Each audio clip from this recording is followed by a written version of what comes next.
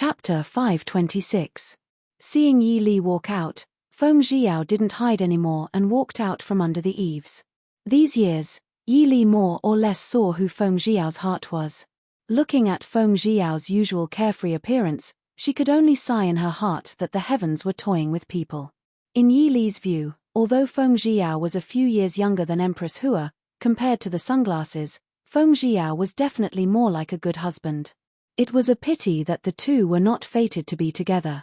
Feng Zhiao heard about Empress Hua's encounter and naturally couldn't calm down. Wang Fei, should we go to Wang Ye's side to take a look? Feng Zhiao walked forward and asked calmly. Yi Li thought for a bit and nodded. Although she wasn't worried that Mo Xiaoyao would be injured, Xu Manlin had transferred hundreds of experts from the sacred ground of southern border. In addition, she had thousands of King City guards under her control.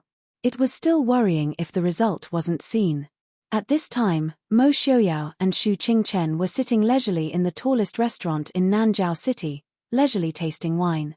This restaurant was 3 stories high. Sitting on the top floor, one could overlook almost any place in the imperial city except for the imperial palace. At this time, sitting on the 3rd floor was not only Mo Xiaoyao and Xu Qingchen, but also Mo Jingli and Lei Tongfeng, who had disappeared from the square in front of the imperial palace, as well as Prime Minister Liu and noble consort Liu. Everyone was leisurely tasting wine while paying attention to the fights in the city. The noise in the square was too shocking. The people who were immersed in singing, dancing, and drinking didn't notice that the imperial city was already in a bloody storm. The masters were fighting in full swing, but the guests were sitting on the side drinking and watching.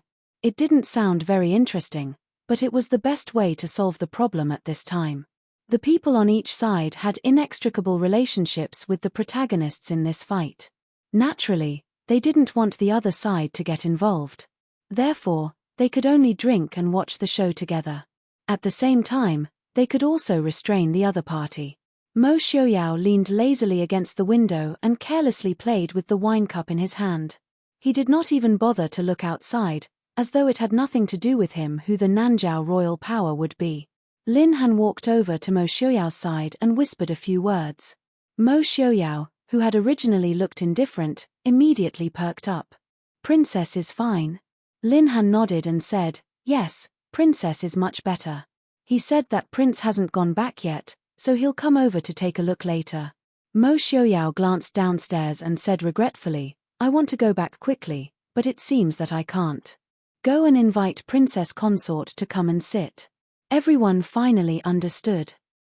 Prince Ding had been listless all this time because Princess Ding was not present. With this thought, everyone present had different expressions. Some were angry, some were contemplative, and some were jealous. In less than a quarter of an hour, Yi Li appeared at the top of the stairs. Seeing that there were no other customers on the 3rd floor, only the envoys from the various countries sitting at a table, she raised her eyebrows in surprise. As soon as Mo Xiaoyao saw Yi Li, he immediately got up and walked over. "Li how are you?"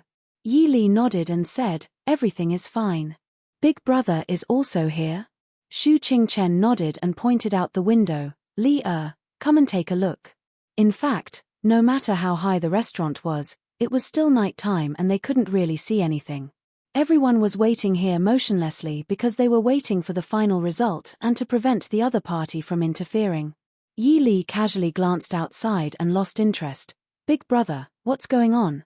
Xu Qingchen smiled faintly. The Saintess of Nanjiang suddenly sent people to attack the tribal leaders who came to attend the wedding.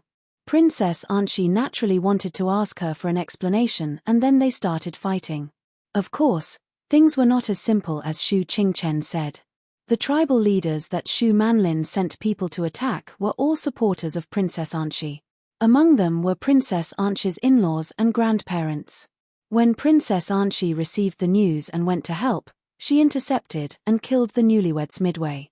Princess Anshi had always won the hearts of the people.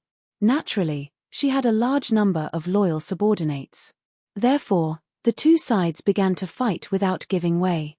"Princess Ding, who do you think will win between Princess Anshi and the Saintess of Nanjiang?" Mo Jingli suddenly asked. Everyone immediately looked at Yi Li. Yi Li calmly looked at Mo Jingli and saw that he was staring at her with a hint of provocation in his eyes. Yi Li only found it funny and said calmly, "Who wins and who loses is up to me. But there is a good saying, the world belongs to the one who wins the hearts of the people. Who is right and who is wrong is the matter of the Nanjiao royal family and the people. It has nothing to do with us outsiders." Princess Anshi had been ruling the country well and had greatly benefited the people. She was not someone who could be easily shaken by Shu Manlin's title as the so-called savior of Nanjiang. As long as Princess Anshi won tonight, her position in Nanjiao would not be easily shaken. Yi Li glanced at Mo Xiaoyao and Shu Qingchen. Shu Qingchen smiled faintly and did not look worried at all. Yi Li could not help but calm down. The world belongs to the one who wins the hearts of the people. Everyone was thinking about this in their hearts. Li Er's words are incisive. Shu Qingchen praised with a smile. Yi Li was a little embarrassed. What she said was just a common saying from her previous life. Mo Xiaoyao smiled proudly and said, "Li's words are naturally reasonable." Shu Qingchen disdained to argue with this proud and childish man, not to mention that he was speaking well of Li Er. She pretended not to see his proud face. Everyone present was not an ignorant youth who did not know the world. They all had different opinions about Yi Li's words. But there was one person who was dissatisfied and said coldly, "According to Miss Yi's words, the world belongs to the one who wins the hearts of the people. Doesn't that mean that the Da Chu state's royal family should have already given up the throne to the Ding manor?" Compared to the hearts of the people, although the Da Chu state's royal family was the rightful ruler of the Da Chu state, they could not compare to the Ding manor. Everyone looked strangely at noble consort Liu. Their eyes were full of mockery and disdain. It was clearly an incisive statement, but this woman could twist it like this. Should they say that noble consort Liu and Mo Jingqi were husband and wife? Actually, noble consort Liu knew something was wrong as soon as she said it. She didn't want to say anything. She just saw that Yi Li's casual words were highly praised by young Master Qingchen. She also saw the surprised and envious eyes of everyone present. She also saw Mo Xiaoyao holding Yi Li's arm with a proud expression. It was as if he was happier than her being praised. She couldn't help but feel a throbbing pain in her heart. She spat out harsh words without thinking. Yi Li looked at noble consort Liu calmly and said, "Noble consort Liu's words, does it mean that you admit that the current royal family is not what the people want? Since noble consort Liu knows, you should scrupulously abide by the inner curtain and advise the emperor to diligently cultivate his virtue. You shouldn't speculate and talk nonsense here. My northwest Li city has nothing to do with your Da Chu state. Even if noble consort Liu feels that Emperor Chu is incompetent and unworthy of the throne and wants to abdicate the throne, it has nothing to do with our prince." Chapter 527. After speaking, her gaze calmly swept across Mo Jingli's face. As expected, she saw Mo Jingli's expression change slightly. Mo Jingli showed a rare smile on his cold face, which made people feel uncomfortable. "So noble concubine Liu thinks that my brother doesn't deserve to be the emperor? I didn't know until now that you are such a noble concubine. It's really an eye-opener. What nonsense are you talking about?" Noble concubine Liu glared at Mo Jingli. Mo Jingli even respected Mo Jingqi because of his mood these years. How could he be afraid of noble concubine Liu? She sneered, "Wasn't it noble concubine Liu who said that?" "Your Highness." Prime Minister Liu looked at his daughter with displeasure. Although he could keep some thoughts to himself, what noble concubine Liu said was too much. It was not the time for them to offend Prince Ding. Obviously, the bottom line of not offending Prince Ding was Princess Ding. Offending Princess Ding was more important than offending Prince Ding. However, his daughter couldn't see the situation clearly. She talked nonsense and challenged Princess Ding's bottom line. "Your Highness just made a slip of the tongue. Prince Li, please be careful." Mo Jingli snorted disdainfully. A slip of the tongue? It was not the first time for him to know noble concubine Liu.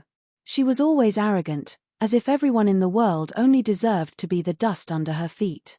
Mo Jingli didn't doubt that she looked down on her brother and thought that he didn't deserve to be the emperor. While Mo Jingli and noble concubine Liu were quarreling, Mo Xiaoyao was pouring tea for Yi Li attentively and saying sweet words to Yi Li without any scruples. It almost blinded the eyes of all the unloved people on the scene. Lei Tongfeng looked at the two of them thoughtfully and said with a smile, "Prince Ding and Princess Ding's relationship is really good. It really makes me envious. Even if they had a good relationship, there was no need to show it in public, right?" Mo Xiaoyao nodded in agreement. As the saying goes, one should marry a virtuous wife. As a man, having a good wife is of utmost importance. For those who were lucky, for example, I married Mr. Li. Those who are unlucky. Mo Xiaoyao didn't finish his sentence, but everyone understood what he meant. However, they all had their own choices for the unlucky person. Everyone looked at Yi Li at the same time. They couldn't help but admit that Mo Xiaoyao was indeed lucky. Princess Ding. Princess Ding was not only beautiful and had a natural temperament, but she was also good at governing the country. Nowadays, the most feared Qi Lin in the northwest was trained by Princess Ding. The fourth and fifth sons of the Shu family led the people in the north to cultivate wastelands and plant farmland.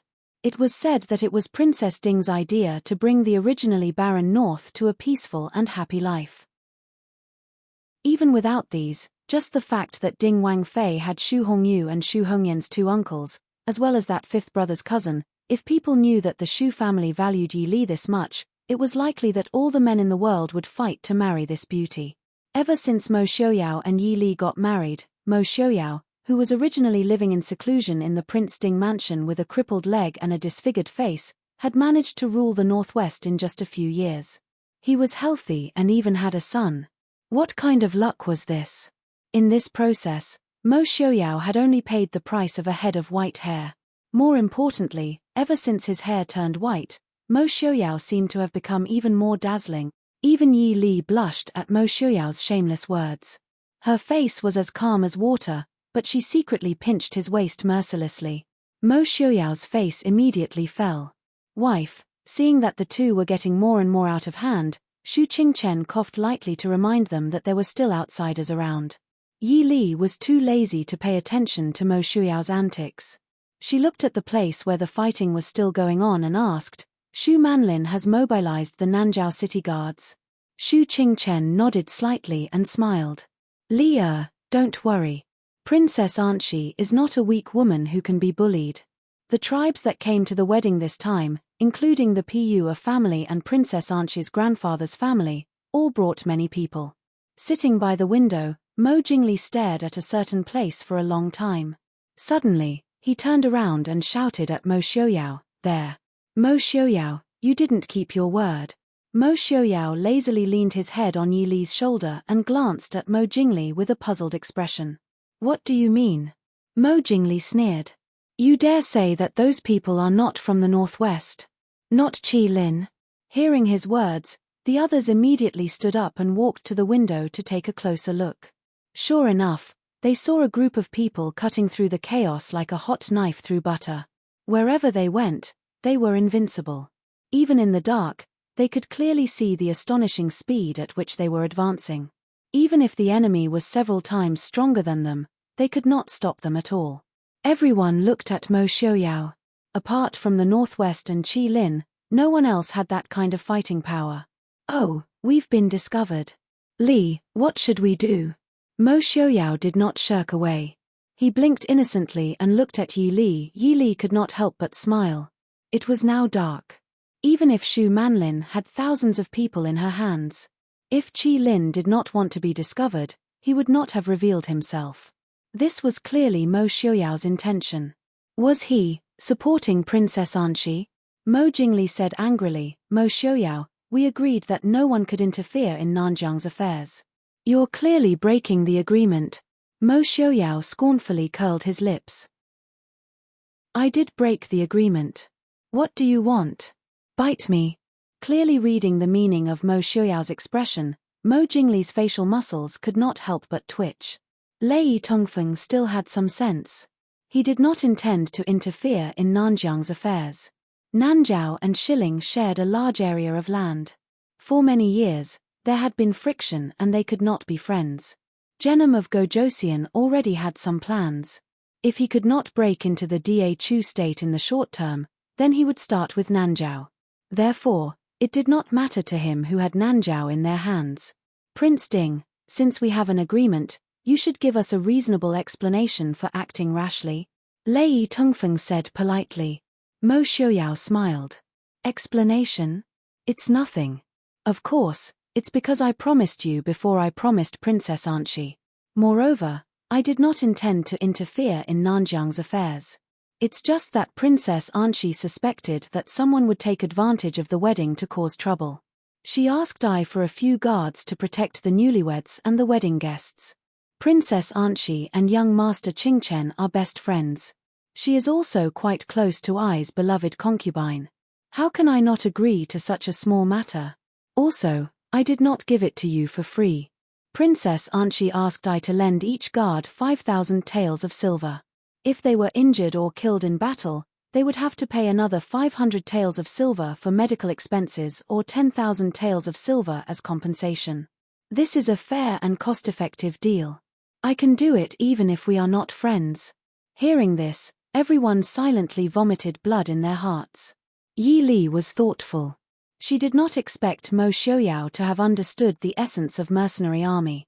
Speaking of which, if Qi Lin became a mercenary army, not only could they make a lot of money, but more importantly, they could have a lot of opportunities for actual combat. After all, the Northwest had been too peaceful in recent years. No amount of training could compare to the effect of actual combat. Of course, this was just Yi Li's imagination. She could not turn the well-trained Qi Lin into a mercenary army. What is Li thinking? Mo Xiaoyao asked in a low voice when he saw Yi Li lowering her head and thinking. He knew that she must have some plans in mind. Yi Li shook her head and said, let's talk about it later. Mo Xiaoyao also knew that this was not the place to talk. He glanced at the people who were intentionally or unintentionally glancing in their direction.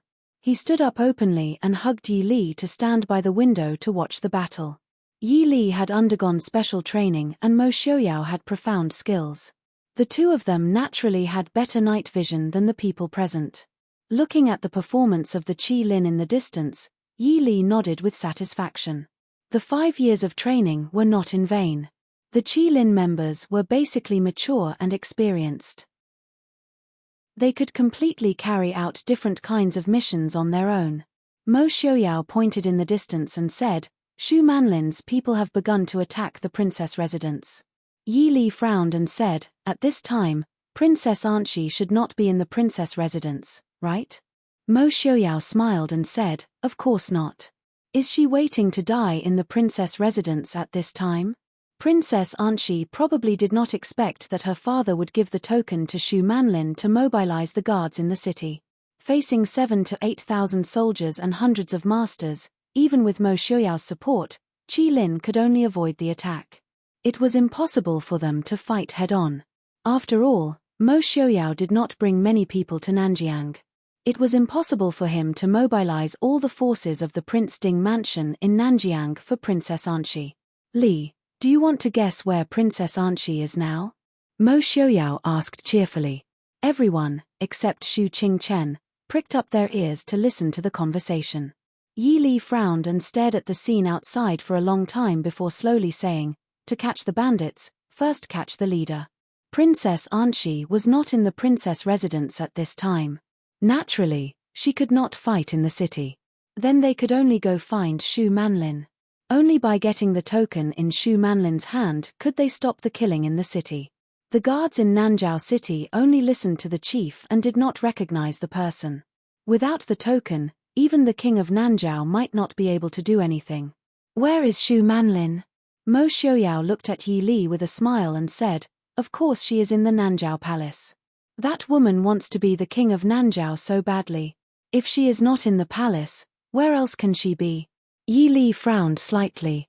The king of Nanzhao was still in the palace. Although there were people left behind to deal with the aftermath, if they were not careful, they might not be able to find the king of Nanzhao so quickly. However, if Shu Manlin found the king of Nanzhao first, it would not be good for Princess Anshi.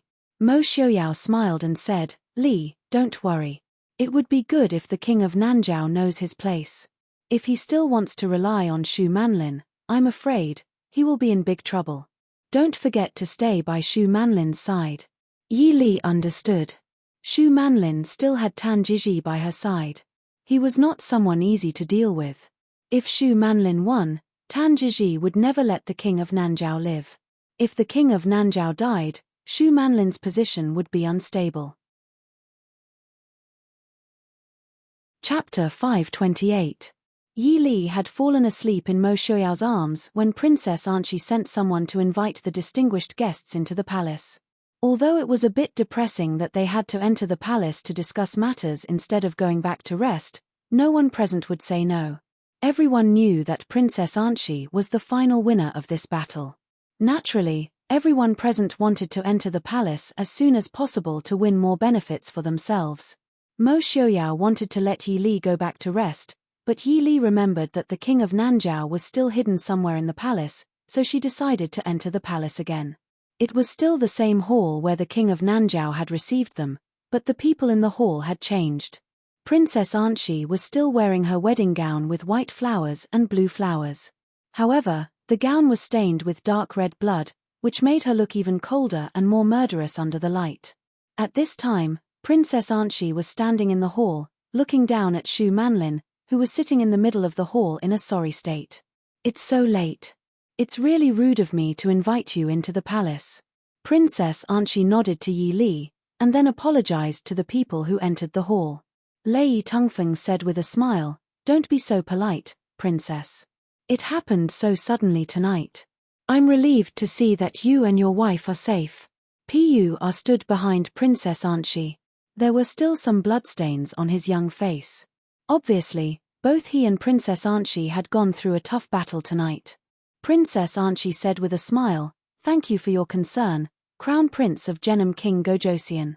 Prime Minister Liu frowned. Why didn't the king of Nanjiao come out when such a big thing happened? Princess Anqi also frowned, saying, "To be honest, I didn't see my father after returning to the palace. He's sending people to look for him." Shu Manlin, the tokens of the guards of Yunwu City and the guards of the palace are in your hands. "Where is my father?" Shu Manlin's face darkened. She said coldly, "How do I know where he is?" Princess Anqi sneered, "The tokens are in your hands. How do you not know where my father is? Then how did you get the token?" Shu Manlin was stunned, but soon understood what Princess Anqi meant. She wanted to put the blame on her for the disappearance of the king of Nanjiao. Regarding this matter, Shu Manlin was really wronged. She had never thought that she couldn't defeat Princess Anqi with all the masters of the sacred land of Nanjiang and the guards of Yunwu City. Originally, she had hoped to kill Princess Anqi directly. As long as Princess Anqi was dead, her subordinates would be defenseless. Who would have thought that she would be surrounded by a group of extremely powerful guards? Not to mention killing her, she was caught red-handed by Princess Anqi when she broke into the Saint Lady's Hall. "What do you mean?" "The command medallion was naturally given to me by the king," Shu Manlin said sternly. Princess Anqi wasn't in a hurry. She smiled faintly and said, "Father will give you both the Imperial Guard token and the Guard token of the Royal City." "Are you joking?" Shu Manlin was a little uneasy. Normally, the king of Nanjiao wouldn't give her such an important thing. But this time, she used some special methods to bewitch the king of Nanjiao into giving her the tokens. But no matter how she said it was the king of Nanjiao who gave her the tokens, no one would believe her. Everyone present was a tyrant with great power in their hands. Naturally, they understood the importance of power and military power. As the king of Nanjiao, how could he give such an important thing to a holy maiden so easily? Even if someone believed it, now that she had lost, if the king of Nanjiao didn't appear in time to save her, the truth would become a lie. But where was the king of Nanjiao now? Of course, Shu Manlin didn't know that when she led most of the guards to besiege Princess Anqi, someone had sneaked into the palace to save the princess. Before leaving, the person had knocked out the king of Nanjiao and hid him. If she knew, she wouldn't have taken so many people with her. So no one in the palace knew the whereabouts of the king of Nanjiao. Princess Anqi looked down at Shu Manlin, who was in a sorry state but still refused to admit defeat. A trace of disgust flashed through her eyes. She was really tired of this woman. Over the years, she had come to understand Shu Manlin's true identity. So in the beginning, when Shu Manlin targeted her from time to time, she tolerated her. However, she didn't expect that Shu Manlin would become more and more excessive. What saddened her the most was that her father actually gave Shu Manlin the token of the guards of King City. Could it be that her father didn't think that Shu Manlin could kill her if he had the authority to mobilize the guards of King City? Or, did her father think so himself? Shu Manlin, you mobilized the palace and palace guards without permission, attacked the princess's residence, and tried to kill the crown princess of Nanjiao. Also, you can't absolve yourself from the blame for my father's disappearance. Do you know your crime? Princess Anchi took a deep breath and asked in a deep voice. Shu Manlin was speechless. She sneered, now that you've won, you should be happy. Say whatever you want. Anchi, don't pretend. You're the one who held the king hostage and framed me. Princess Anchi didn't get angry. She smiled indifferently and said, don't you know I's whereabouts very well tonight? I didn't even have the chance to get close to the palace when you were surrounded by so many soldiers. Also, weren't you the one who took away nearly half of the palace guards? The palace guards bear the important responsibility of protecting the palace and the king of Nanjiao. Chapter 529. Yi Li and Mo Shouyao walked out hand in hand. Xu Qingchen was the last to leave. She stopped after a few steps and turned back to look at Princess Anchi. Princess Anchi asked, Qingchen, do you have anything else to say? Xu Qingchen glanced indifferently at Pur, who was standing behind Princess Anchi. Princess Anchi pursed her lips and smiled. Pur is one of us. Qingchen, if you have anything to say, just say it. After this night, Princess Anchi and her new husband obviously trusted each other more and were closer to each other. Xu Qingchen didn't stand on ceremony and asked, Princess, what are your plans after finding the king of Nanjiao? Plans? Princess Anchi didn't understand. Xu Qingchen said carefully, after what happened tonight, the king of Nanjiao will hold a grudge against you no matter what. Princess, have you not considered the future? Will the king of Nanjiao intervene to save Shu Manlin after he comes out? Or even support a second or third Shu Manlin? Princess Anchi's expression was a little gloomy. She lowered her eyes and said, he is my father. Xu Qingchen said calmly, I didn't ask you to do anything to the king of Nanjiao. Princess Anchi was a little ashamed. She looked at Xu Qingchen and smiled bitterly. She admitted generously, it was I who wanted to do something to my father. Qingchen, I've had enough of these years. Can you help me? Looking at the exhausted Princess Anchi who sat weakly on the steps, Xu Qingchen sighed softly. He said indifferently, the king of Nanjiao was frightened and seriously ill. He can't take charge of the court. Since Princess Anchi is married, you can ascend to the throne, right? Princess Anchi was startled. Although she had thought of weakening her father's power, she had never thought of becoming the king of Nanjiao before her father passed away. Xu Qingchen looked at her calmly and said, you and I have known each other for so many years. We have often discussed how to rule a country. Princess Anchi nodded and said, yes, I have learned a lot from knowing Qingchen. Xu Qingchen said, I have taught you how to rule a country, but I have never taught you how to rule a country. Anchi, this is the last time I will teach you. Do you know why you have always been suppressed by Shu Manlin all these years? Because you lack ruthlessness. Being an emperor was a lonely path. Tactics, strategy, and decisiveness were all indispensable. What you lack the most is ruthlessness. Since ancient times, emperors have been heartless, and the royal family has no flesh and blood. Every time you show mercy, the enemy will only rise again in return. You are cruel enough to yourself, so you can endure any kind of hardship, but you are too kind to the people around you. Anchi, when you can truly handle the relationship with the people around you, you will become a qualified king. After saying that, Xu Qingchen didn't stay any longer and walked out of the door.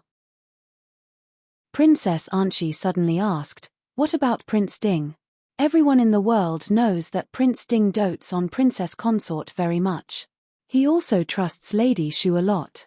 Does Qing Chen think that Prince Ding is a qualified king?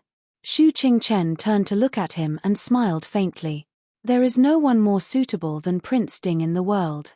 There was another condition for becoming a king, and that was to learn how to make choices. Prince Ding knows what he wants and what he should do, so I have never been worried about him.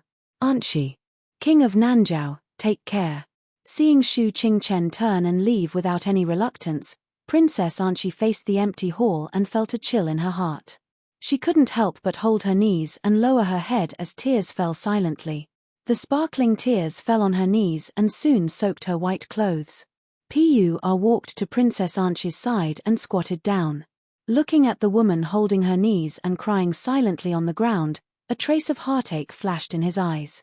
He clumsily raised his hand and patted Princess Anshi's shoulder, saying softly, I'll stay with you. Princess Anshi raised her head and stared blankly at his stiff face. Finally, she couldn't help but lean into his arms. Her sobs echoed in the hall. When Xu Qingchen walked out of the palace, the sky was already slightly bright. There were still 2 or 3 drunk people wandering in the square in front of the palace. They hadn't gone home yet. A gust of wind blew. Xu Qingchen looked at the setting moon and let out a long sigh. What's wrong with Master Qingchen? You look so sad. A faint smile came from behind him. Qingchen frowned unhappily. What did it mean to look sad? When he came back to his senses, he saw Yi Li and Mo Xiaoyao standing behind him and looking at him. The difference was that Yi Li looked worried, while Mo Xiaoyao looked teasing and gloating. Xu Qingchen said lightly, I thought you had already returned to the post house to rest. Aren't you tired after a day and night? Yi Li said softly, we were a little worried when we saw Big Brother lagging behind. Although it's okay now, it was a mess last night. It's better to go back together. Seeing Yi Li's worried eyes, Xu Qingchen's heart warmed. What he had just said to Princess Anshi was not just to guide her on how to be a queen or how to deal with the future. It was also to tell her that from now on, their former friendship had become a thing of the past. Even though they both ruled Nanzhao, the status of the King of Nanzhao and the Crown Princess was completely different. After Princess Anshi ascended the throne, the whole of Nanzhao became a responsibility that she could never get rid of. It was impossible for there to be such a simple friendship between them. Xu Qingchen did not have many friends, but he was more like a teacher and a friend to Princess Anshi. Although he was gratified by Princess Anshi's growth, he could not help but feel disappointed that he would lose a close friend. Well, let's go back together. Xu Qingchen said with a faint smile. As he walked, he said to Mo Xiaoyao, we may need a few more days to return to the northwest. Mo Xiaoyao raised his eyebrows and asked, why? Xu Qingchen said, to attend Princess Anshi's ascension ceremony. Mo Xiaoyao raised his eyebrows and could not help but praise, Master Qingchen, you're a good man. I am tired of looking at the King of Nanzhao. It's not bad to change to Princess Anshi. He was sure that before they left, Princess Anshi had no intention of ascending the throne. It must be Xu Qingchen who stayed behind and said something to Princess Anshi. And this could only be said by Xu Qingchen. Although they could all say it, Princess Anshi would only think that they had ulterior motives. If Xu Qingchen said it, the effect would be completely different. Xu Qingchen was silent. It might be a good thing for Princess Anshi to register in advance, but it might not be a good thing for Nanzhao. If the King of Nanzhao was left, with Princess Anshi's temperament, what happened last night might happen again. Although the King of Nanzhao was incompetent, there would still be people and tribes loyal to him. And with the help of Tan Jiji, who had not yet returned, Princess Anshi's life might be in danger if they counterattacked. But once Princess Anshi ascended the throne, the tribes might not be convinced in a short time. By then, there would be internal strife in Nanzhao, and West Hill would have the intention of annexing Nanzhao. Xu Qingchen closed his eyes. He did not know if Princess Anshi would hate him in the future. But now, West Hill had been dormant for many years, and there were already signs of impatience. Once he joined forces with the northern tribes of Dachu State to set their sights on the northwest, it would be better to give him a chance to test his sword in Nanzhao, and give the northwest more time to prepare and buffer. Brother. Yi Li did not think as much as Xu Qingchen. These power struggles were not her forte. But she could sense Shu Qingchen's gloominess. Mo Xiaoyao looked at Shu Qingchen and said, Princess Anshi is in the royal family. Unless she voluntarily gives up, she will never be able to escape these things. Brother, you don't have to blame yourself. Also, thank you. Mo Xiaoyao naturally understood Shu Qingchen's considerations and plans, and thanked him sincerely. Shu Qingchen smiled faintly and said, What are you thanking me for? It's my duty. Born in this world, it's up to fate. Let's go. It's time to go back and rest. Shu Qingchen left Mo Xiaoyao and Yi Li behind and headed for the post house. Yi Li looked at Shu Qingchen's back and frowned. I feel that something is wrong with brother. Mo Xiaoyao held Yi Li's hand and comforted her softly. It's nothing.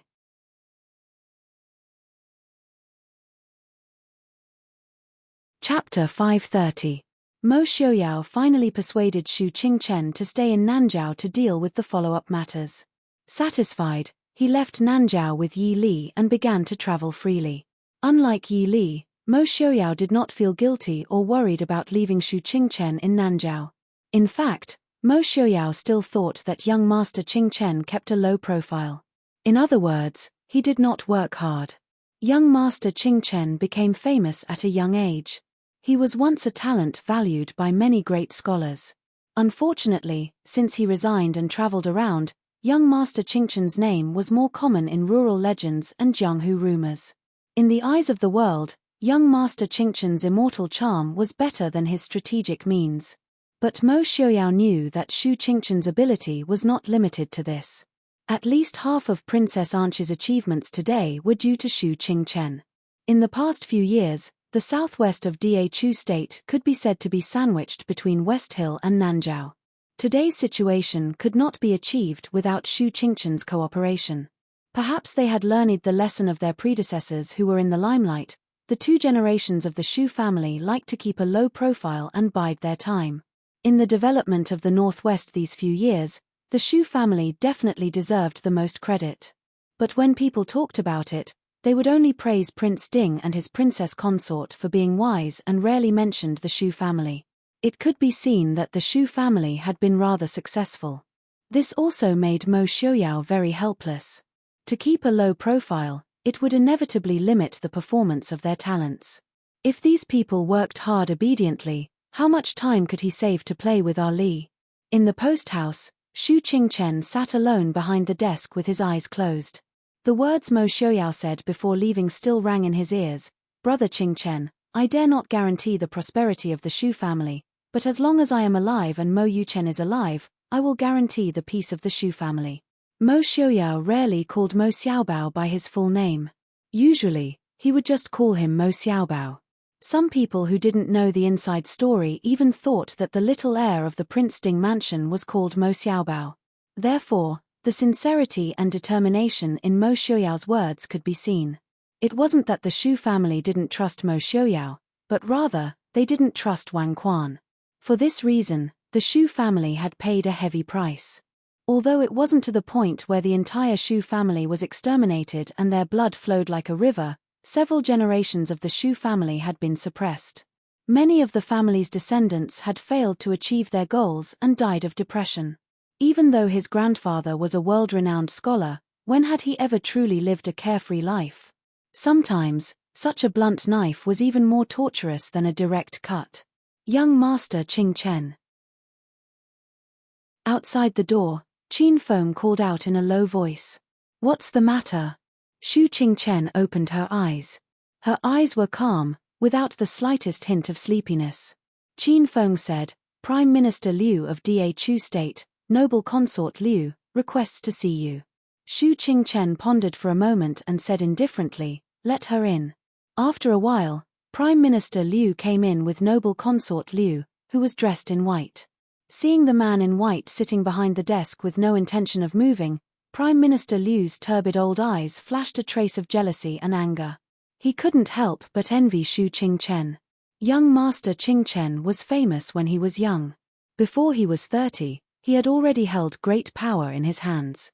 Although young Master Qingchen didn't have a specific position in the Northwest, People who really paid attention knew that young Master Qingchen's position among the Northwest civil officials was second only to his father, Xu Hongyu. Prime Minister Liu remembered that when he was young Master Qingchen's age, he still struggled hard in the imperial court and used all kinds of underhanded methods to climb up. How could Prime Minister Liu not envy and resent this elegant man in front of him? Like her father, noble consort Liu didn't like Xu Qingchen. Not only because he was Yi Li's cousin, but also because she always felt ashamed in front of this man. It didn't mean that Xu Qingchen was prettier than her. No matter how handsome Xu Qingchen was, he was still a man. His appearance couldn't be more delicate and beautiful than noble consort Liu, who was known as the most beautiful woman in the Chu capital. Instead, it was the kind of temperament that Xu Qingchen naturally showed, which always made people feel that the darkness and filth in their hearts couldn't hide in front of him. Prime Minister Liu, why are you here? Xu Qingchen looked at the two people who were staring at him silently, frowned and asked.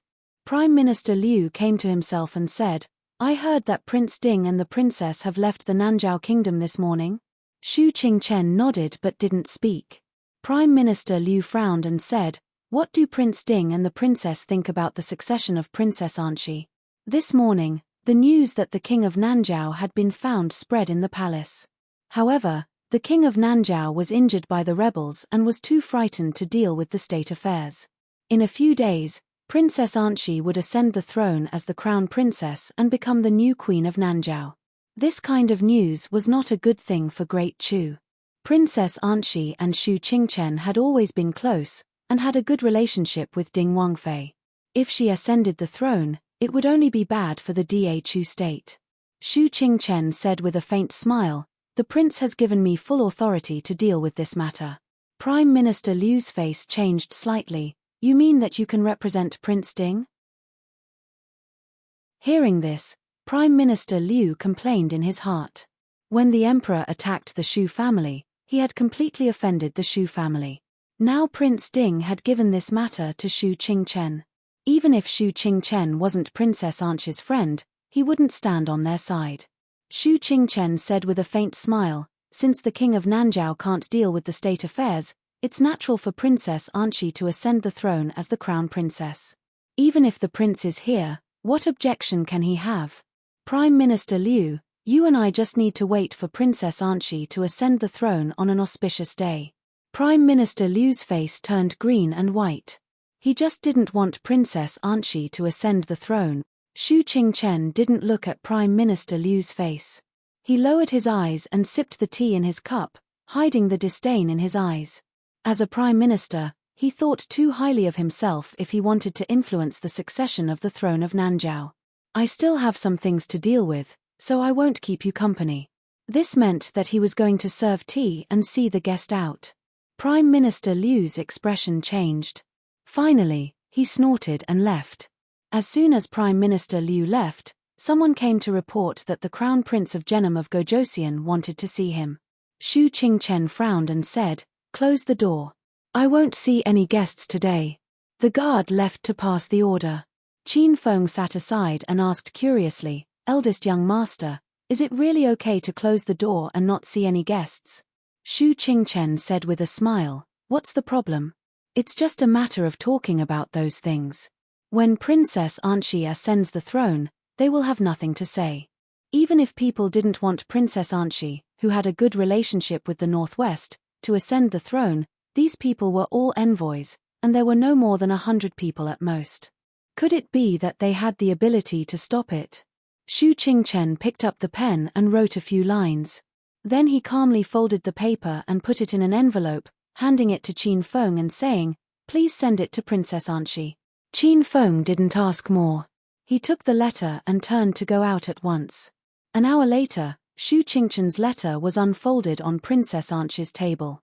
The elegant handwriting was full of hidden sharpness and murderous intent. If you don't make up your mind, you'll be in trouble instead. In the way of the king, those who follow will prosper and those who oppose will die. Chapter 531.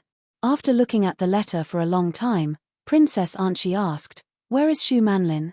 The guard beside her replied, Princess, she is locked up in the dungeon. Princess Anchi was silent for a moment and said, "Send her on her way. Send the tribal leaders who helped Shu Manlin on her way as well." "Yes, Princess." No matter how bloody the Nanjiao kingdom was, Yi Li and Mo Xiuyao were enjoying a rare moment of relaxation. They did not bring any guards with them. They left Qin Feng, Zhuijing, and Feng San in Nanjiao to assist Xu Qingchen. They only rode a wild horse that Mo Xiuyao had just tamed. With some luggage, they left the Nanjiao kingdom and headed towards the northwest.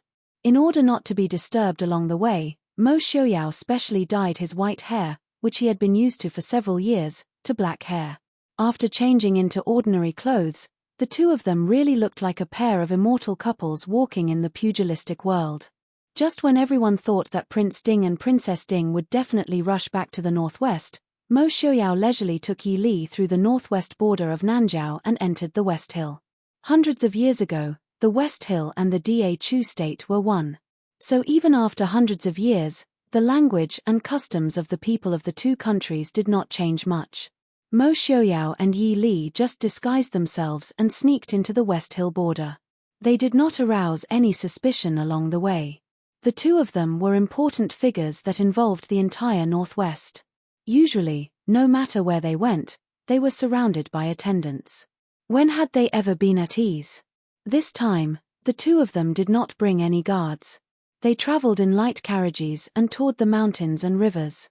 Even if they did not deliberately visit any famous mountains, rivers, or holy places, they still felt very free and happy. Mo Xiuyao looked at Yi Li's relaxed eyebrows and the faint but relaxed smile on her face. He felt very guilty. Over the years, Li's pressure was no less than that of anyone in the Northwest, perhaps even more. All of this was because of him. If she hadn't married him, it would have been easy for Li to live any kind of life she wanted. But because he was trapped in the Northwest, dealing with endless political affairs and facing enemies that seemed to be as many as the world, this was definitely not the life he wanted for Li. He wanted Li to become the most honorable and happiest woman in the world. He wanted her to be able to do whatever she wanted and go wherever she wanted. Sitting in a corner of the inn, Yi Li looked up at Mo Xiuyao, who was lost in thought, and asked softly, "What are you thinking about?" Mo Xiuyao blinked. He looked at Yi Li and whispered, "Li, do you like your current life?" Yi Li raised her eyebrows and nodded, "It's not bad." Seeing Mo Xiuyao's apologetic expression, Yi Li smiled faintly and said, "It's good to have time to go sightseeing. But if you want me to travel the world all day like Big Brother, I can't stand it." Yi Li was not lying. She was not a romantic scholar like Xu Qingchen, who was deeply attached to mountains and rivers. Sightseeing was a way for her to relax, not to live a normal life. It was easier for her to live a normal life. In essence, Yi Li felt that she was a very tacky person. Even if she wanted to travel the world, Yi Li felt that it should be done when she was at least 40 or 50 years old. Basically, being a special forces soldier was a career that required hard work. So when she was young, she should do the things that young people did. Otherwise, what would she do when she was old? Just stare at each other in a daze. I thought that Li liked to live a leisurely life. The busy life these past few years isn't what Li wants, right? Mo Xiuyao asked. Yi Li was silent for a moment and said, "We've discussed this before. I thought you already understood what I meant. I don't like to fight for power. It's best to live a peaceful life. But in this world, unless I live in seclusion, it won't be easy to live a happy life, right? Moreover, I'm not alone. Even if it wasn't for you, I would still have a husband and children. If my husband wasn't Prince Ding and my son wasn't Prince Ding's heir, then would he still be as safe and carefree as he is now? He might get bullied by others because of his status, and I can't protect him all the time. In addition, compared to retreating to the backyard without freedom, I prefer to walk freely in the open. If you want something, you naturally have to give something. Compared to the freedom I have now, being a bit busy isn't unacceptable, right?" Mo Xiuyao looked seriously at Yi Li and said, "No matter what Li thinks, I hope that Li doesn't have to worry about anything. As long as it's something that Li wants, there will be someone who will bring the best in the world to Li. But I can't do it. Yi Li helplessly lifted Mo Xiuyao's face. She saw the sincerity, guilt, helplessness, and grievance in those handsome eyes.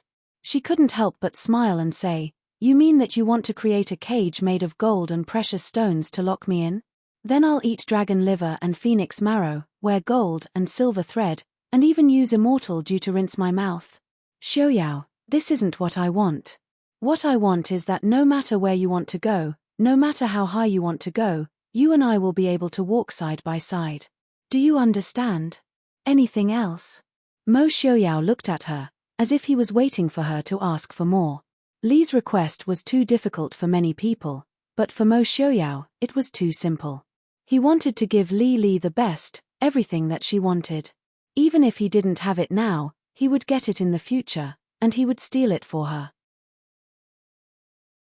Yi Li tilted her head to look at him. After a while, she smiled and said, "Also, if there is a second woman on this road, don't blame me for kicking you down. There will never be a second Li in this world." Mo Xiuyao said with a soft sigh. There was only one Li, so there would never be a second woman on their road. After comforting a certain someone who was throwing a tantrum, Yi Li added some of Mo Xiuyao's favorite vegetables and put them in his bowl, indicating that he should eat. The main hall of the inn was not a good place to talk.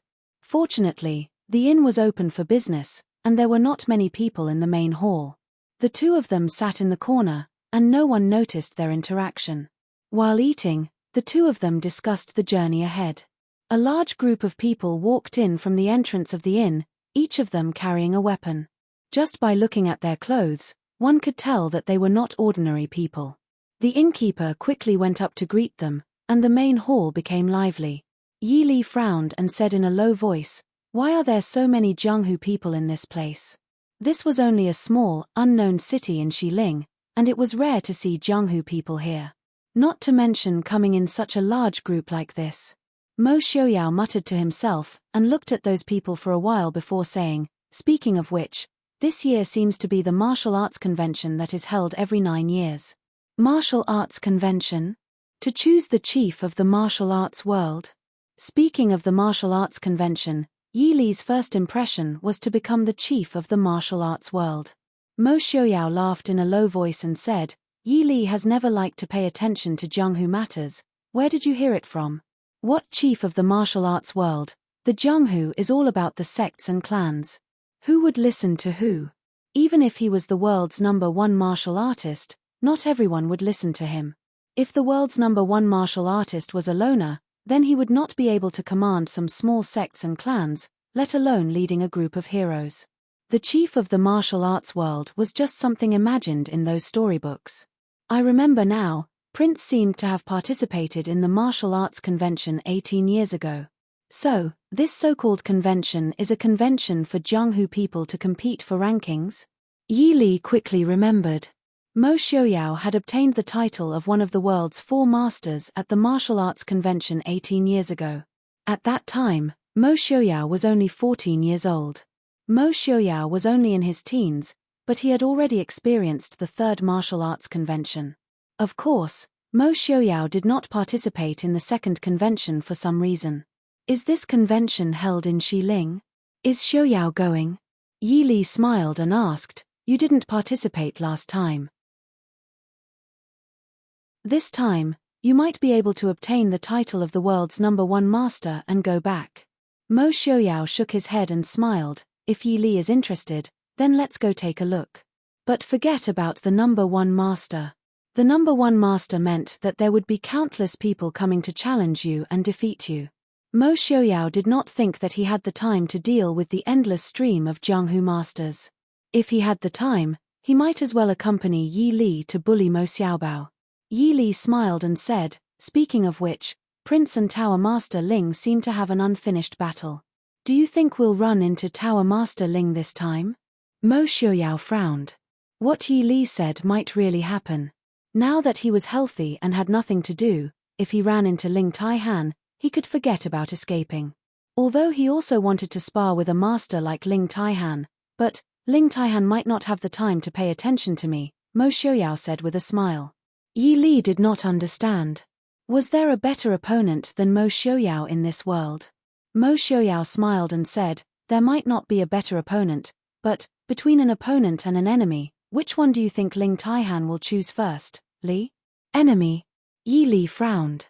She counted the number of masters in the Jianghu that she remembered, and said with some confusion, Ling Taihan and Lei Zhenting have a grudge? Mo Xiaoyao smiled faintly and said, Yi Li, haven't you noticed that Ling Taihan and Lei Zhenting are both masters of shilling? Logically speaking, their relationship should be better. But all these years, Ling Taihan would rather go to Da Chu State to spar with masters than spar with Lei Zhenting. Yi Li raised her eyebrows. Is it not because Lei Zhenting's identity is special? No, it's because once they fight, it will definitely be a fight to the death. Before he has the confidence to kill Lei Zhenting, Ling Taihan will not make a move, Mo Xiaoyao said calmly.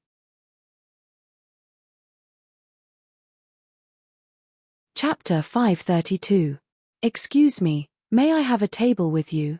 At the door, a scholar in a blue silk robe walked in. He glanced at the hall that was full in the blink of an eye and walked to where Mo Xiaoyao and Yi Li were sitting. Yi Li glanced at the lobby. The lobby of the inn wasn't big to begin with. There were only 7 or 8 tables in it, but it was already filled with people. Although there were empty seats, it was indeed a little difficult for such a scholarly person to squeeze in with those valiant and domineering people of the underworld. It was not a big deal. Glancing at Mo Xiaoyao, Yi Li said lightly, go ahead. The scholar felt that the man in front of him was not easy to get along with and did not have much hope. Unexpectedly, the woman in plain clothes agreed so easily. He was stunned for a moment and then hurriedly thanked her. Thank you, miss. The corner of Yi Li's mouth twitched. She could clearly feel the rising chill of the man beside her. She looked up at the scholar and said, this is my husband. The scholar looked even more surprised. Yi Li was dressed in plain clothes, and her hair was not tied into a bun like a married woman. Her hair was casually tied up with a silver ribbon. Although she looked like she was 16 or 17 years old, there were many women in West Hill who were still unmarried at 17 years old.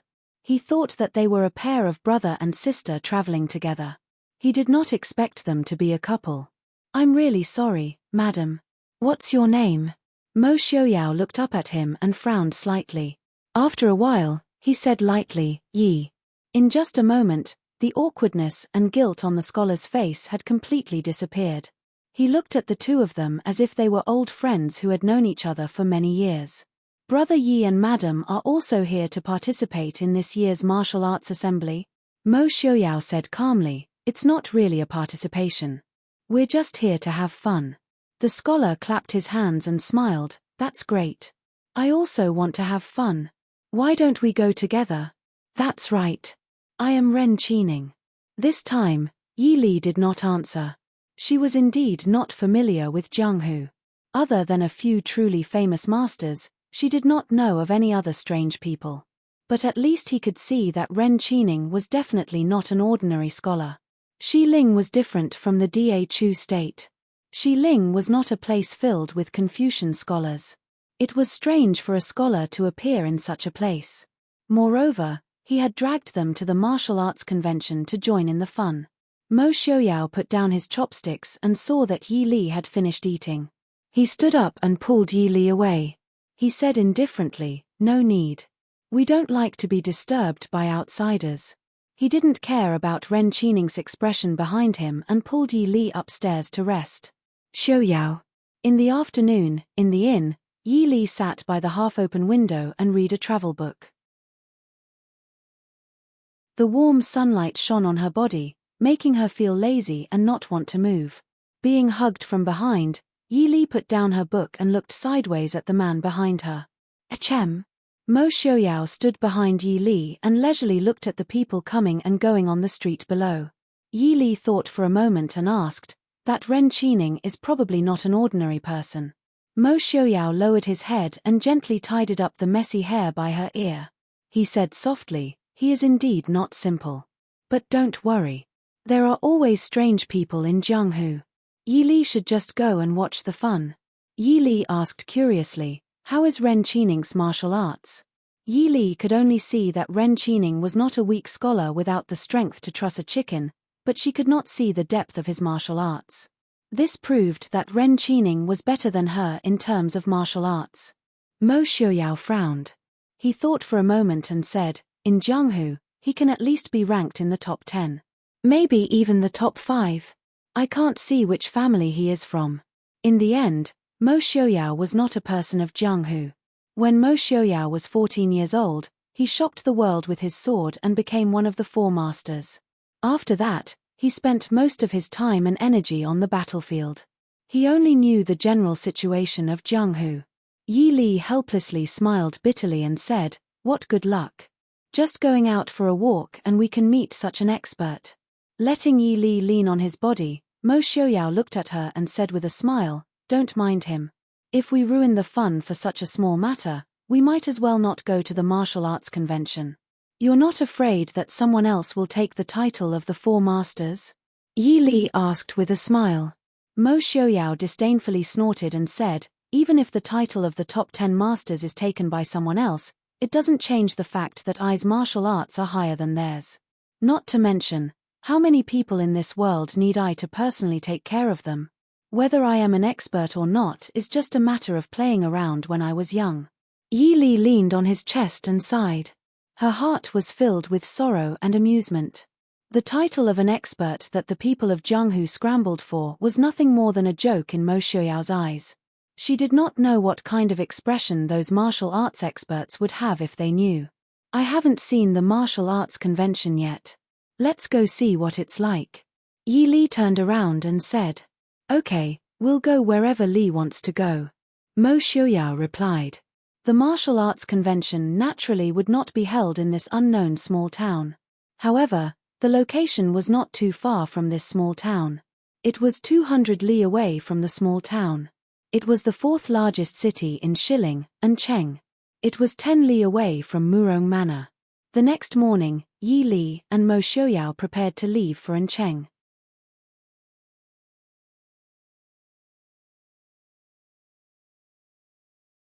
Chapter 533. Mo Xiaoyao said, "The Murong Manor is not a famous family in Jianghu. It is the richest family in the world." Huh. Yi Li was a bit surprised. The richest family in the world? Yi Li had seen rich people before. Feng Jiao's Feng family was one of the 4 richest families in Dachu State, but they did not dare to call themselves the richest family in the world. Then how rich was the Murong family? How does it compare to the Feng family?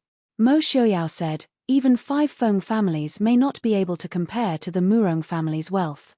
Even though she was mentally prepared, Yi Li was still a bit shocked. Mo Xiaoyao calmly explained, the Murong family and the Shu family are the same. They are both famous families that have been around for hundreds of years.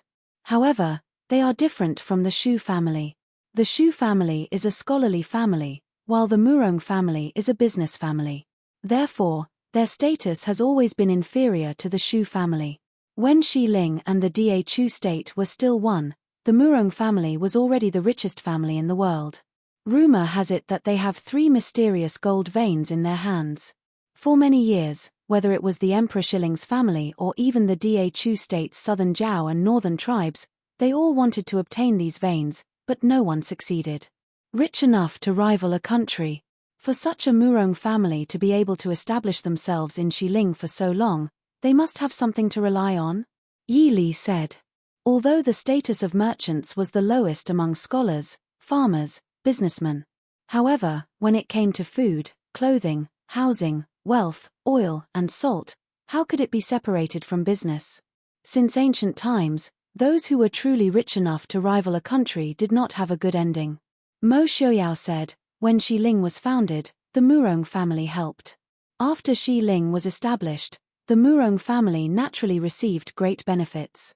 Xiling's business has always been less prosperous than the Dachu state. One of the reasons is that the Murong family controls nearly 60% of Xiling's shops. Yi Li nodded. One family could control 60% of a country's business. Under such a monopoly, it was no wonder that Xiling's business was not doing well. If business wasn't easy to do, it would naturally be difficult for business to develop. After thinking for a bit, Yi Li smiled and said, "So you're saying that the Emperor of Xiling's family has long disliked the Murong family?" Mo Xiaoyao nodded in agreement and smiled, that's right. But even so, the Emperor of Shilling doesn't dare to rashly attack the Murong family. Firstly, the Murong family was a businessman, unlike the Prince Ding mansion. If they were forced into a corner, no matter which country they sided with, the blow to West Hill would be fatal. In addition, it was said that the Murong family had an extremely powerful expert. Unfortunately, no one has ever seen this expert before. If we provoke him and he decides to fight to the death, regardless of whether it's the Emperor of Shilling or Genom of Gojosian, both of them only have one life. Even Genom of Gojosian isn't a match for him. Yi Li was shocked. Mo Xiaoyao lowered his head and looked at her with a smile. Although the Jianghu martial arts competitions have created the titles of the 4 great experts, the true experts of this world all live in seclusion. There are also many experts of the older generation who have already retired into the mountains and forests.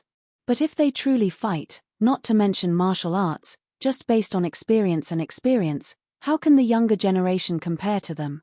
The Murong family is the wealthiest in the world, but for so many years, no one has ever dared to cause trouble or steal anything from the Murong family. Therefore, the saying that there is an expert overseeing the family is somewhat credible. Is the prince very interested in that mysterious expert? Yi Li asked when she saw that Mo Xiaoyao's eyes were brighter than usual. Mo Xiaoyao shook his head and said, I can't say if I'm interested or not. If I really meet him, I'll naturally go all out. If I don't meet him, I won't have any regrets. If the young Mo Xiaoyao knew that there was such a mysterious expert, he would definitely go and challenge him. But the current Mo Xiaoyao wouldn't. He is the ruler of the Northwest, responsible for the safety of hundreds of thousands of Mohist army and the people of the Northwest. He is Yi Li's husband and Mo Xiaobao's father. He has to protect their safety and give them a stable and peaceful home. If he really has no choice but to meet that mysterious expert, he can only go all out and fight. If there isn't, then it's not worth it to look for trouble. He is different from Ling Taihan, who wholeheartedly pursues martial arts. What kind of people does the Murong family have? I haven't heard of anyone with the surname Murong in the Western Tomb. Even if she doesn't understand Jianghu, Yi Li still has a certain understanding of the Northwest. It's reasonable to say that with the Murong family's reputation, she shouldn't have missed it. Mo Xiaoyao smiled indifferently and said, the peak of prosperity is bound to decline. The Murong family has been prosperous for hundreds of years and doesn't have the Shu family to hide their strength and bide their time. Naturally, they also have to pay some price. The previous generation's Murong families had originally had 3 sons and 4 daughters. One of the sons and 1 daughter died when they reached adulthood. Of the 2 sons who survived, the more talented one was called Murong Hui. But when he was 23 years old, he died inexplicably. There was another son who was sick since childhood and died before he was 30 years old. He left behind a son and a daughter. Unfortunately, the son was born an idiot. The Murong family's head was worried that the brothers of the side branches would steal his grandson's property and status, so he ruthlessly killed all the brothers and descendants of the side branches. Who knew that the idiot fell into the pond and died when he was 9 years old. Because of this matter, the Murong family's head's vitality was greatly damaged. It is said that he hasn't seen outsiders for many years. It's natural that Yi Li doesn't know. Yi Li's heart moved and asked, doesn't that mean that in the future, the Murong family's property will belong to the only remaining Miss Murong? How old is that Miss Murong this year? Mo Xiaoyao was startled. He thought for a moment and said, it is said that the Murong family's head's granddaughter was 3 years younger than the idiot who died prematurely. She should be 17 or 18 years old this year. Yi Li pursed her lips and smiled. She turned her head to look at Mo Xiaoyao and said with a smile, I don't know why. Why do I feel that this martial arts convention has something to do with that Miss Murong? Mo Xiaoyao lowered his head and leaned against Yi Li's forehead. He laughed in a low voice, even if it has something to do with her, it has nothing to do with us. What Yi Li says, isn't that right? Yi Li blinked her eyes and said, the Murong family's wealth is comparable to that of a country. Prince, are you really not moved? Mo Xiaoyao helplessly sighed and said, there is no other way. Who told I to marry a princess who, although not as rich as a country, is more precious than a mountain of gold and the Milky Way. Therefore, I don't have the life to touch the Murong family's wealth. Yi Li narrowed her eyes and looked at him. She wanted to make an angry appearance, but she couldn't help but want to laugh. Prince, are you very regretful? Mo Xiaoyao shook his head. Yi Li and gold cannot have both. I will only give up gold and marry Yi Li. According to what Yi Li said, if it is really like this, then this year's martial arts convention will be very lively. Let's quickly go and see the excitement. But, if the Murong family really wants to choose a husband for their granddaughter, why would they choose the martial arts convention? Most influential and famous people wouldn't go there, right? Could it be that the Murong family only wants to choose a person with strong martial arts? Who knows? Won't we know once we go and see? The wild horse caught from Nanjiao was not inferior to a precious treasure horse. It only took them half a day to travel 200 li. Mo Xiaoyao and Yi Li directly entered An City. An City was the fourth largest city in Xiling. The two naturally did not have to suffer and found the best inn in the city to stay. This year's martial arts convention was indeed different from the previous ones. Although it was not time yet, the various inns in the city were already full of people. Not only were there Jianghu people, there were also many rich merchants and even influential people. The best rooms in the inn that Yi Li and Mo Xiaoyao stayed in were all full. The two of them could only stay in the second-rate earth room.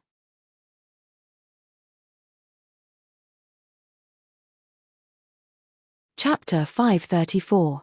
Originally, with Mo Xiaoyao's status, he didn't need to squeeze into an inn with other people. Yi Li and Mo Xiaoyao had been sightseeing for more than a month, and they had only taken remote paths, so they didn't know that the Murong family had already sent out invitations to all the heroes in the world to participate in the martial arts convention. As Prince Ding, Mo Xiaoyao was naturally among them, and the invitations were sent to Li City in the northwest. Everyone who received the invitations had their accommodations arranged by the Murong family. For this reason, the Murong family had specially set aside a courtyard for these heroes to temporarily stay in. Mo Xiaoyao had no intention of participating in this martial arts convention, so he naturally wouldn't reveal his identity and go to the Murong family. He could only bring Yi Li to stay in an inn. An City's Qing Yuan Inn was one of the best inns in the entire An City. Those who could stay here were naturally rich and powerful, and there were also some outstanding disciples of famous sects in Jianghu. Yi Li curiously looked at the well-dressed travelers coming and going. She tilted her head and asked Mo Xiaoyao, who was leisurely drinking tea, "Is every martial arts convention this formal?" Mo Xiaoyao curled his lips and said, "How is that possible? Most of the time, it's just a few experts from the previous convention who have arranged a place to compete. Once the news is released, the people of Jianghu will naturally go and join in the fun. The convention I went to was an exception. Ling Taihan went to challenge Genom of Gojosian. I just happened to be playing nearby and went to join in the fun. I accidentally got into a fight. Speaking of which, the only person who actually participated in that convention was Mu Qingcang. The so-called martial arts convention was actually so casual." Yi Li felt a bit disillusioned. However, this also proved how attractive the Murong family was to the world. Downstairs, a few young and handsome youths disagreed and started fighting. Downstairs was suddenly in chaos. Yi Li coldly looked at the people below as they fought back and forth, wanting to kill each other. She didn't have the slightest intention of interfering. Not long after, the victor was decided. The loser's hand strength was severed, and he would never be able to practice the sword again. The winner was naturally proud of himself. He laughed contemptuously and said, "You should take a look at yourself. How dare you covet Miss Murong?"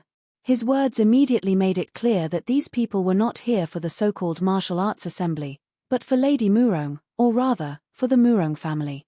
Before he could finish being complacent, a hidden weapon shot out of nowhere and hit his chest. The youth who was still complacent a moment ago immediately fell to the ground.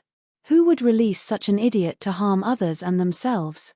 Yi Li frowned and said softly. The fight below was started by the youth who had been hit by the hidden weapon. He had crippled the other's hand, But he had also lost his life. That is son Jianwei, the eldest son of the famous Sun family of Dachu State. A refined and smiling voice sounded from behind. Yi Li turned around and saw Ren Qining smiling as he stood at the top of the stairs looking at the two people through the window. Meeting Ren Qining again at the same inn, Yi Li wasn't too surprised. However, this also proved that this young master Ren wasn't as harmless as he appeared to be. His family background was definitely not ordinary.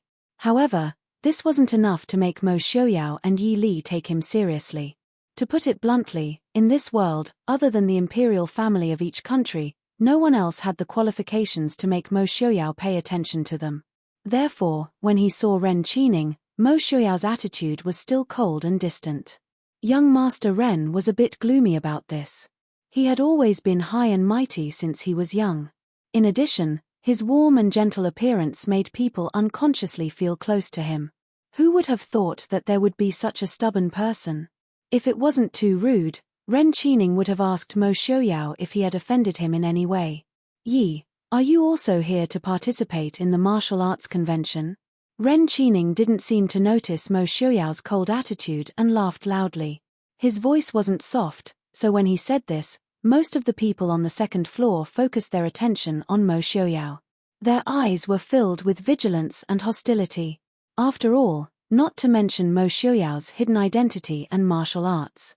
Just his handsome appearance alone was enough to make most men hostile to him. Mo Xiaoyao raised his eyelids, as if he didn't notice the hostile gazes of the crowd. He smiled faintly. We just happened to pass by. My wife wanted to join in the fun. But, with young Master Ren's status, you should be staying in the Murong family's courtyard. Why are you also here at the inn? Hearing this, the hostility in the crowd immediately disappeared. Wasn't it true? There was a beautiful and elegant woman sitting next to this handsome young master. Although she wasn't as rich as the Murong family, this woman was still beautiful and graceful. Her temperament was outstanding, and it was obvious that she came from a scholarly family. The Murong family's young miss might not be able to surpass this woman in terms of appearance and temperament. Maybe this young master only liked beauties and not money. On the other hand, the young master wearing the blue silk robe was also outstanding. It was obvious that he came from an extraordinary background. Most importantly, he was still single. Ren Qining's eyes flashed and he smiled. Brother Yi is joking. With my status, how could I be qualified to stay in the Murong family's courtyard? I'm just here to join in the fun like Brother Yi. Is it convenient for me to sit with you? Mo Xiaoyao declined to comment. Ren Qining took it as an agreement and sat down across from the two. As they drank tea, Mo Xiaoyao didn't want to talk to Ren Qining. The atmosphere at the table was a bit cold. Yi Li picked up the teacup and took a sip. She casually said, the martial arts convention this time is a bit strange. Wasn't it said that the previous martial arts conventions were set by the experts from the previous convention? Could it be that the experts chose the Murong family's martial arts competition this time?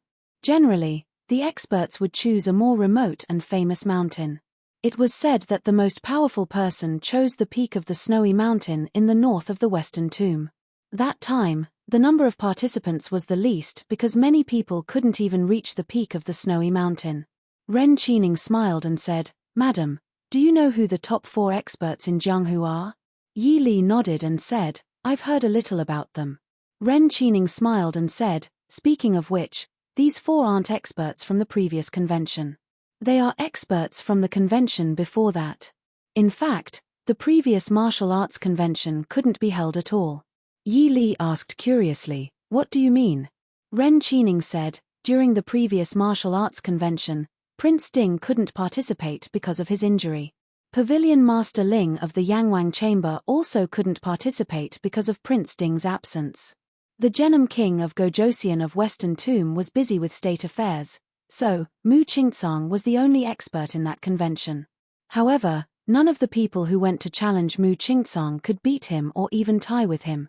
The martial arts convention, which was supposed to last 3 days, ended in half a day. Yi Li glanced at Mo Xiaoyao secretly and smiled. There's such a thing. Ren Qining sighed and said, isn't that so? Seriously speaking, the ranking of the experts in Jianghu hasn't changed for 18 years. Naturally, there are many rising stars who can't help but want to try their skills. What does this have to do with the Murong family? Yi Li raised her eyebrows and asked. The Murong family was a merchant family and had nothing to do with the people of Jianghu.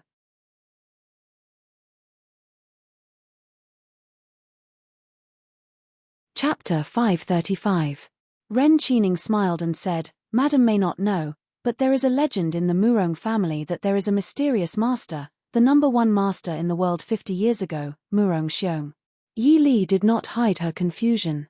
She did not even know much about the masters of the present age, let alone the number one master 50 years ago. Mo Xiaoyao clearly knew something about this person and was very interested. Murong Xiong is still alive. Ren Qining's eyes flashed with a trace of deep thought. She looked at Mo Xiaoyao and said, that is the rumor, but no one has seen him.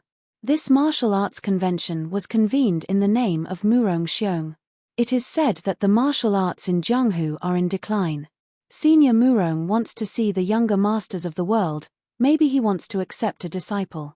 On the other hand, Ren Qining looked at the two with a smile and said, the only descendant of the Murong family, the second miss of the Murong family, is 17 years old. It is said that Senior Murong wants to find a reliable husband for his family's younger generation. Young Master Ren is really well informed.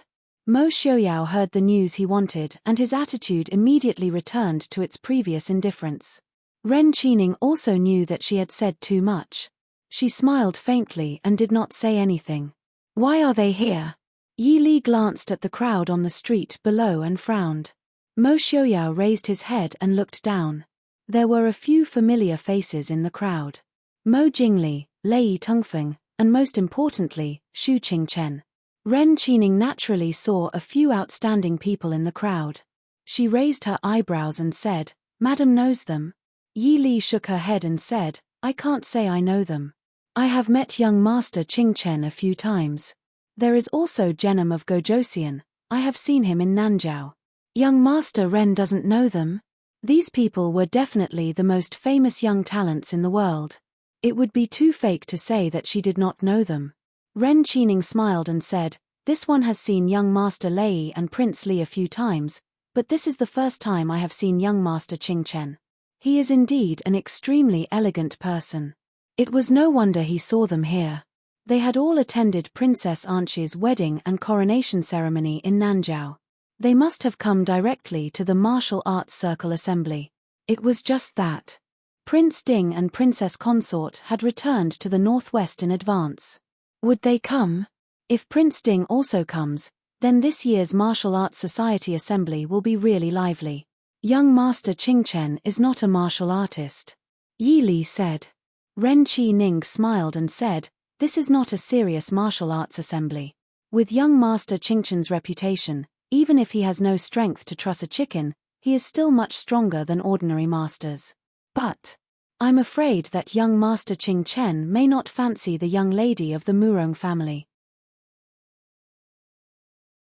Yi Li agreed with Ren Qining's comment in her heart. Not to mention Xu Qingchen, eldest uncle and eldest aunt would probably not agree to this marriage. Although the Xu family was not an arrogant family, the gap between a merchant family and a scholarly family was more important than the so-called gap between the rich and the poor in the eyes of the Xu family. The Xu family would rather marry a girl from a poor scholar's family than marry a merchant's daughter. If the merchant's family was kind and charitable, then so be it. However, the Murong family was so rich that they could rival a country. It could be said that they monopolized half of Xiling's commerce. Thus, the Xu family did not fancy them at all. Therefore, the Xu family's choice of daughter-in-law was, to some extent, stricter than the emperor's choice of concubine. The emperor needed the merchant's money, so the merchant's daughter could enter the palace as a concubine. However, the Xu family did not need it, so they did not need to marry a merchant's daughter. Although she had been anxious about her brother's marriage, Yi Li really did not have any thoughts about it this time. Late at night, Xu Qingchen sat alone in the side room of the inn and drank tea. Although he had also received an invitation from the Murong family, Xu Qingchen did not stay in the courtyard prepared by the Murong family like Mo Jingli and Lei Tongfeng. Instead, he found a good inn in an city to stay. A slight sound came from the window. Mo Xiaoyao turned his head to look at the window and said with a smile, "You are indeed here." Yi Li and Mo Xiaoyao stood in front of the window and looked at Xu Qingchen, who seemed to have been waiting for them to come. They smiled and said, "Big brother, you have worked hard these days." Xu Qingchen casually drank tea and said with a faint smile, "Leah knows that big brother has worked hard. When she was running away with the prince, she was very straightforward." Yi Li looked apologetically at Xu Qingchen. She had nothing to say. Mo Xiaoyao could not bear for his beloved wife to be wronged. He pulled Yi Li over to sit across from Xu Qingchen and said, "The matter of Nanjiao is not difficult for you. Besides, if we were here, it would be more inconvenient for you to deal with it." Xu Qingchen smiled faintly and picked up the teapot to pour a cup of tea for Yi Li and Mo Xiaoyao. Yi Li let out a sigh of relief. Big brother was not angry. Xu Qingchen looked at Mo Xiaoyao with a faint smile and said, "Speaking of which, Prince really has trouble coming to him wherever he goes. Isn't this a sightseeing trip? How did you come to the martial arts convention? And, this seems to be Miss Murong's matchmaking convention. Is it really okay for you to bring Li here?" Mo Xiaoyao gritted his teeth. He wanted to slap Xu Qingchen to death. Would it kill you not to drive a wedge between them? But Yi Li was right in front of him, so he could only smile appropriately and look at Xu Qingchen kindly. "Brother Qingchen, please don't think too much. Miss Li and I are just a normal couple who came to join in the fun. But Brother Qingchen, I heard that Miss Murong's looks are not ordinary. Brother Qingchen is not young anymore and should consider marriage. After all, when you are old, people will dislike you. Most importantly, Miss Murong's dowry is generous. Brother Qingchen, why don't you marry her and make a contribution to the Northwest's economy?" Xu Qingchen's expression was calm as he said calmly, "This one seems to have heard that I don't like women. I'm afraid I'll have to disappoint Prince." Yi Li felt helpless. These two people could never coexist peacefully when they were together. Should she be glad that her big brother did not know martial arts and Mo Xiaoyao did not have the habit of attacking people who did not know martial arts? Otherwise, these two people would not just be mocking each other. She was afraid that they would start fighting as soon as they met. "Big brother, why did you come to join in the fun?" Yi Li calmly changed the topic. Xu Qingchen looked at her with a faint smile and said, "Prince Li and Heir Genom of Gojosian warmly invited me. I couldn't refuse, so I came." Yi Li blinked, her eyes filled with disbelief. Would there be something that young Master Qingchen could not refuse? If he was not willing, even if you were 10 times or 100 times more enthusiastic, he could still push you away in the blink of an eye. "Big brother, is there a problem with this martial arts convention?" Yi Li asked with a frown. Xu Qingchen looked at Mo Xiaoyao and said, "Prince, what do you know about Murong family's mysterious expert?" Mo Xiaoyao pondered for a moment and said, "It can't be considered mysterious. Murong Xiong is the only person in Murong family who did not do business but practiced martial arts. It is said that he did not like doing business since he was young, so he was not valued by Murong family. I know that when he was 18, he made a name for himself in Jianghu. When he was 20, there was a famous sect in Jianghu that caused trouble for Murong family. The family of the Emperor of Shilling also had the intention of looting a burning house. Murong Xiong single-handedly massacred the entire family that was looking for trouble overnight. Not a single person was left alive. Because he was too vicious and merciless, his reputation in Jianghu was not good. From time to time, there were various forces that came to Murong family to provoke them, but they were all defeated by Murong Xiong. When Murong Xiong was 30 years old, he won the title of the world's #1 expert. After that, he was invincible for 3 consecutive sessions until he suddenly disappeared a year before the 4th martial arts convention. After that, no one in Jianghu saw him again. Many people said that he was already dead, but those who went to provoke Murong family also died very ugly deaths. Among them were 2 of the 4 experts after Murong Xiong, so, in these years, very few people in Jianghu dared to go to Murong family to cause trouble. So, is it really Murong Xiong this time?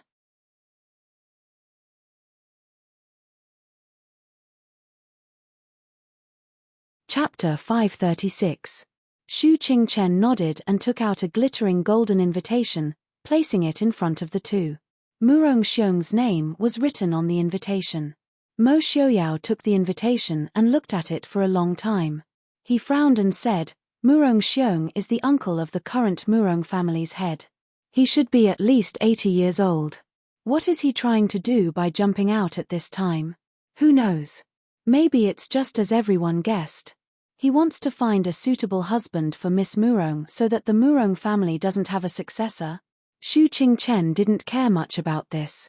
If it weren't for the fact that Mo Jing, Li Lei, and Ting Feng were all here, and even Chu Jing was interested, Shu Qingchen wouldn't have made this trip. Although the Shu family and the Prince Ding mansion didn't care about the Murong family's property, if such a large amount of property was given to someone who shouldn't have it, it would be troublesome. Mo Xiaoyao coldly snorted, and a mocking smile appeared on his lips. Gathering all the heroes in the world for him to choose from? Murong Xiong thinks too highly of the Murong family. Shu Qingchen smiled faintly. But there are still many people rushing like a flock of ducks. From the Shu family's point of view, this kind of arrogant behavior was inferior. Naturally, they wouldn't put them in their eyes. Mo Xiaoyao nodded. He looked at Shu Qingchen and said sincerely, like before, I'll have to trouble Big Brother again. Shu Qingchen was speechless. He could see. When Mo Xiaoyao had something to ask of him, he was the big brother. When there was nothing to do, he was Brother Qingchen, Young Master Qingchen, or Young Master Shu. You're not going to participate? Shu Qingchen asked. Mo Xiaoyao smiled. If it's just a simple martial arts convention, I might be able to exchange a few blows with Ling Taihan. I don't think Ling Taihan will participate in this kind of thing, so I don't have to show up. When the day comes, I'll go with Miss Li to join in the fun. You can do everything as you see fit. Do you think I'm worried about Big Brother? If eldest young master Shu really wanted to do something, he would definitely be so considerate that others would feel ashamed of their own inferiority. Since Shu Qingchen had come along, it meant that he had taken this matter to heart. Naturally, Mo Xiaoyao was happy to let it go. Shu Qingchen looked at Mo Xiaoyao, who spoke calmly without any reluctance. In the end, she nodded. No matter how shamelessly Mo Xiaoyao tried to shirk responsibility, at least he was absolutely serious and sincere towards Li Er. Not just anyone could resist the temptation of the Murong family's property. It should be known that even the national treasuries of various countries may not have as much money as the Murong family's property.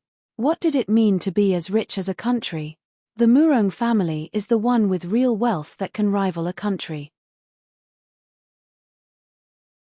Mo Xiaoyao was willing to reject the opportunity to join the Murong family for Li Er. Based on this point alone, Shu Qingchen was willing to settle this matter for him. After chatting with Shu Qingchen for a while, Mo Xiaoyao finally pulled Yi Li to leave after seeing that the sky was already dark. Before leaving, he said, "We'll be staying at the Qingyuan Inn in the city. If there's anything, just send someone to find me." Shu Qingchen nodded and sent them out. At this time, in a secluded room in the backyard of the Qingyuan Inn, Ren Qining stood in front of the window with his hands behind his back and looked at the scenery outside. This was an independent courtyard. There were only 3 such courtyards in the entire Qingyuan Inn, and they were much better and more expensive than the heavenly rooms. When Mo Xiaoyao and Yi Li could only stay in the earth room, Ren Qining was able to stay in this kind of courtyard. It could be seen that it was very extraordinary. "You lost them?" Ren Qining turned around and looked at the middle-aged man standing at the door. His face no longer had its original cultured and refined appearance. His handsome face was dyed with coldness and displeasure. The middle-aged man at the door couldn't help but tremble. He said in a trembling voice, "Young master, please forgive us. That Yi and Madam Yi's skills are very inferior. Our people just followed them for a while and then they disappeared." Ren Qining's brows were tightly knitted, but he didn't blame him. After all, even he couldn't see the depth of that young man's martial arts. It was natural that his people couldn't follow him. "Have you found out their identities?" The middle-aged man's face paled. These two people seemed to have suddenly appeared in that small town. This subordinate is incompetent and couldn't find out where they came from. I also couldn't find out their identities. Trash. Wait, their surname is Yi? Ren Qining said thoughtfully.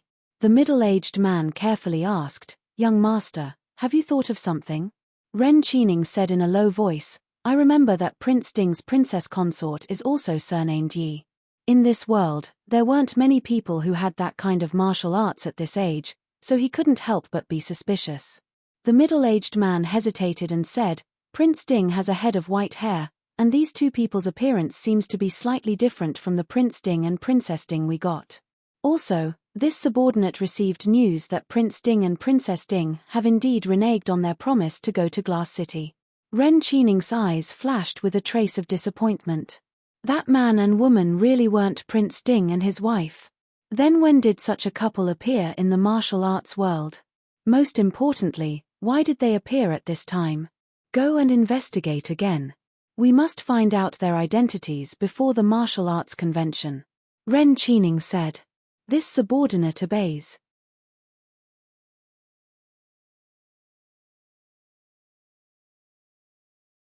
Chapter 537. With Xu Qingchen keeping an eye on An City and the Murong family's situation, Yi Li and Mo Xiuyao were even more relaxed. Every day, Mo Xiuyao would drag Yi Li to wander around the city, aimlessly as if they were a couple who were bored to pass the time before the martial arts convention. This made the people who were sent to follow them extremely depressed. They couldn't see anything wrong with this young couple. Even though the man was a little more handsome, and his martial arts were a little higher, and the woman was a little more beautiful, and seemed to be more outstanding than the average noble lady, it had nothing to do with their master at all. They couldn't understand why their master was so insistent that these two people were dangerous. After following them for 2 days, they still couldn't find anything wrong with these two people. Even Ren Qining was embarrassed to send people to follow them. He could only withdraw the people who were following Mo Xiuyao and Yi Li. When they left the room, Yi Li was surprised to find that there was no one following them. They left so quickly. Mo Xiuyao said lightly, "He's a smart person. Since he can't find out who we are, it won't look good for anyone if he continues to follow us." Yi Li frowned and said, "Big brother, do you have any information on Ren Qining's background?" Mo Xiuyao shook his head and said, "I can't find anything. This person and the power behind him shouldn't have appeared in Jianghu or among the nobles of various countries. Otherwise, there should be some clues. But it's okay, this is Xiling's territory. This person appeared in Xiling. Even if there was a headache, it should be Lei Zhenting. Your big brother has already sent people to remind Lei Zhenting and Lei Tengfeng. Let's see their reaction first." Yi Li nodded. If Ren Qining didn't think he was smart and sent people to follow them, Yi Li wouldn't have had any interest in this person. Since Mo Xiuyao knew what was going on, Yi Li couldn't be bothered to care. In the past few days, they had been wandering around in and out of An City. Although there was an annoying tail following behind them, they still learned a lot of news. Although the Murong family was not well known in the northwest and Da Chu state, An City was less than 10 miles away from the Murong family. It could be said that the entire An City was within the Murong family's sphere of influence. Naturally, there was no need to talk about the Murong family. It was said that Miss Murong was as beautiful as a flower, and her temperament was gentle and kind. His reputation in An City was extremely good. In the hearts of many people, he was like a living bodhisattva. It was said that on the first day of every month, Miss Murong would go to Jiao Ning Temple outside the city to burn incense and pray for her grandfather. Coincidentally, it was the first day of the first lunar month. Even if the martial arts tournament was about to begin, it did not seem to have caused the Murong clan lady to change her habit. Hence, there were very few martial artists who received the news early on. The nobles and heroes did not even have time to eat breakfast before they all rushed to Jiaoning Temple. It made An City, which had been crowded and bustling for the past few days, much quieter.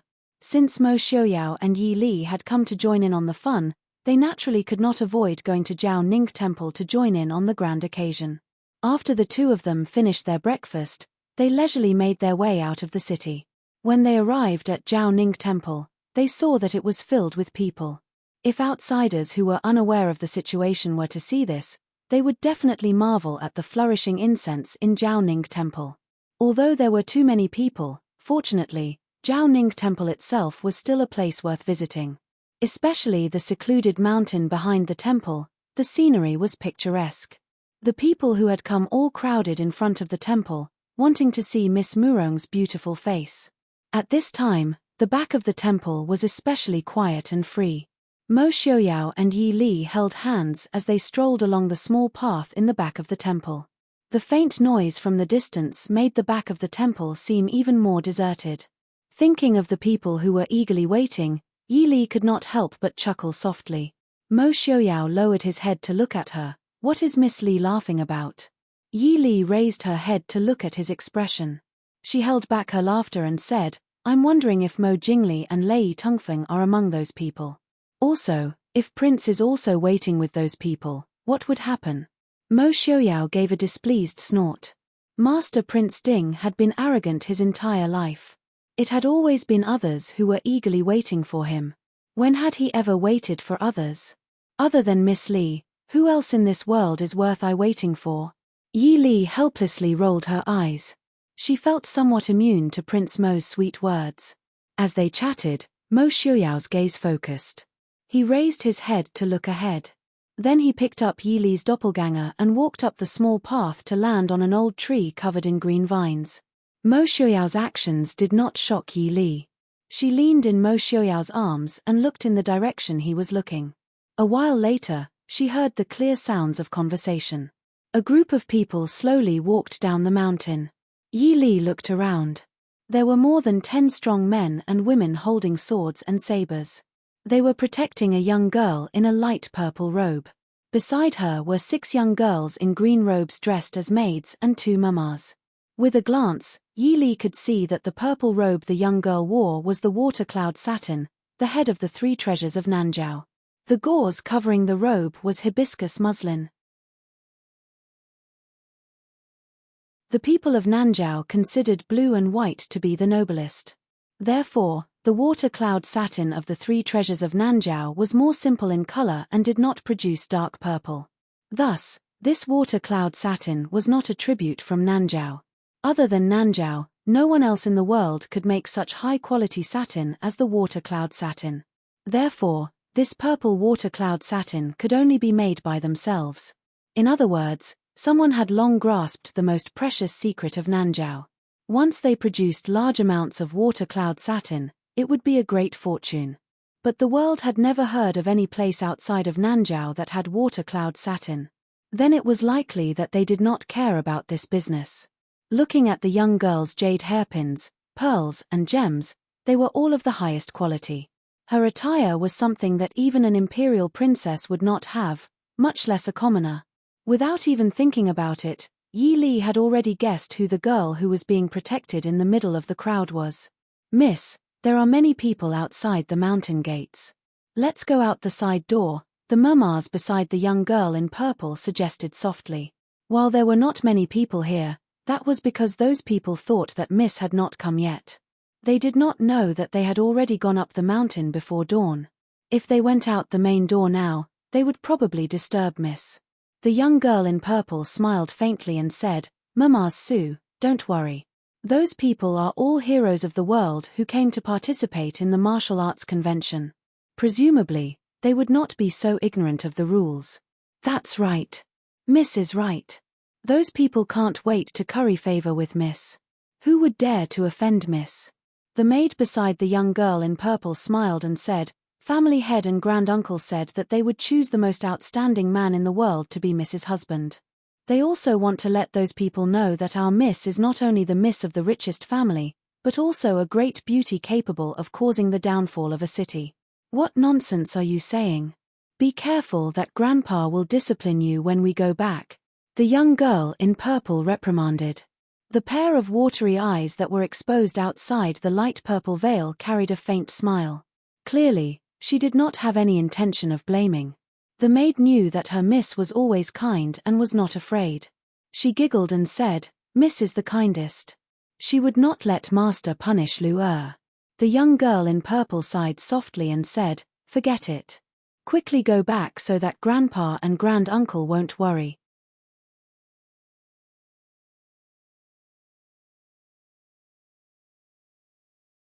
Chapter 538. Mrs. Right. The group of people chatted as they walked further and further away. Only then did Mo Xiaoyao hug Yi Li and land on the small path again. Yi Li looked at the small path that had already disappeared and thought for a while. She smiled and said, "It seems that our luck isn't bad. We didn't have to squeeze with those people and we were able to see Miss Mu Rong first." Mo Xiaoyao gave an indifferent HMPH. It was clear that he didn't care. Yi Li helplessly poked him and said, "I don't believe that you didn't see it, Prince." Mo Xiaoyao lowered his head to look at her and said with a smile, "See what?" Yi Li said, "That Miss Mu Rong, the dark patterns on her clothes and the hairpin on her head are all phoenix patterns. It seems that Miss Mu Rong really likes phoenixes." In Xiling and Da Chu State, where the culture and customs were similar, not everyone could use phoenix patterns. With Yi Li's status, no one could control what patterns she liked to use. However, when she was still in the Chu capital, Yi Li herself rarely used phoenix patterns. Especially the dark patterns on Miss Mu Rong's clothes. It didn't look conspicuous, but it couldn't escape Yi Li and Mo Xiaoyao's eyes. That was the nine-tailed phoenix pattern, the true totem of the king of birds. Just based on this point, it was enough to prove that the Mu Rong family and Miss Mu Rong's thoughts were not normal. Playing to the gallery, Miss Li doesn't need to care about what they do. Mo Xiaoyao silently said. He held Yi Li's waist with one hand and continued to lead her to the top of the mountain. The scenery behind Jiao Ning Temple was beautiful. There were often tourists who came to burn incense and play on the mountain. Therefore, the temple specially built a pavilion on the top of the mountain for people to rest. When the two of them reached the top of the mountain, they saw that there were already people in the pavilion. Ling Taihan was chatting with Lung Liuyu and sickly scholar in the pavilion when he heard footsteps. He turned around and was surprised to see Mo Xiaoyao and Yi Li. He paused for a moment before saying, "Prince Ding? Princess Ding." Mo Xiaoyao and Yi Li were originally just in disguise, so those who had never seen them before would have a hard time connecting them to each other. However, those who knew them would definitely recognize them. Mo Xiaoyao didn't avoid them either. He helped Yi Li up the last step and smiled at the three of them. "Pavilion Master Ling. It is a pleasure to meet you." Ling Taihan was in a good mood when he saw Mo Xiaoyao's expression. He laughed loudly and said, "It is indeed a pleasure to meet you. I originally thought that Prince Ding wouldn't be able to come this year. He didn't expect to meet her here. How is it? Will Prince be able to fulfill the promise of a martial arts competition that he owed a few years ago?" Mo Xiaoyao raised his eyebrows and smiled at Ling Taihan. "Pavilion Master really wants to fight with I at this time? When the time comes for the martial arts competition. Just now, I saw that Lady Murong was a heavenly beauty. Is Pavilion Master not moved in the slightest? If the two of them were to fight with all their might and still be able to participate in the martial arts competition, then it would only mean that the two of them were just being perfunctory." Ling Taihan sneered. His eyes flashed with contempt as he said indifferently, "She's just a little girl who thinks she's smart." This Pavilion Master didn't come for the Murong family. Although Ling Taihan was the head of the assassins, his personality was steady and resolute. He rarely expressed his dissatisfaction in front of others. It was unknown what Lady Murong had done to provoke him. "I originally wanted to find Lei Zhenting, but since I met you here, Lei Zhenting doesn't count for much. How about it? Prince Ding, can you teach me a thing or two?" Ling Taihan said openly. Although he wanted to find trouble with Lei Zhenting could go at any time, but this Mo Xiaoyao wasn't someone who could fight with him at any time. In the past few years, Ling Taihan had faintly felt that his cultivation had stagnated. It was obvious that he had reached a bottleneck. If he could fight with an expert like Mo Xiaoyao, perhaps he would be able to comprehend something and advance to the next level. Mo Xiaoyao lowered his head to look at Yi Li. Yi Li smiled faintly and patted his arm before letting him go. She retreated a few steps back into the pavilion. Ling Taihan walked out first. Mo Xiaoyao said with a smile, "Since it's like this, I also have the chance to experience Pavilion Master Ling's skills." In the gazebo, Yi Li only nodded at Lung Liuyu and Sickly Scholar. The three of them were staring at the two people outside the gazebo. At this moment, they did not have the time to greet and chat. Ling Taihan was dressed in blue. Compared to a few years ago, his bearing was even more steady and grand. In terms of age, Ling Taihan was already over 40 years old. However, his profound inner strength made him look like a 30-year-old man. A cold light flashed and an ancient long sword fell into Ling Taihan's hand. On the mountain peak, the blue-clothed man stood with his sword. He was like Mount Tai. His aura was majestic and it was very eye-catching. Mo Xiaoyao was also dressed in ordinary white. His black hair was like clouds and there was a faint smile on his lips. It was clear that he was in a good mood to fight with Ling Taihan. His eyes flashed and a snowy light flashed in front of him. Mo Xiaoyao's hand was a bright and cold soft sword.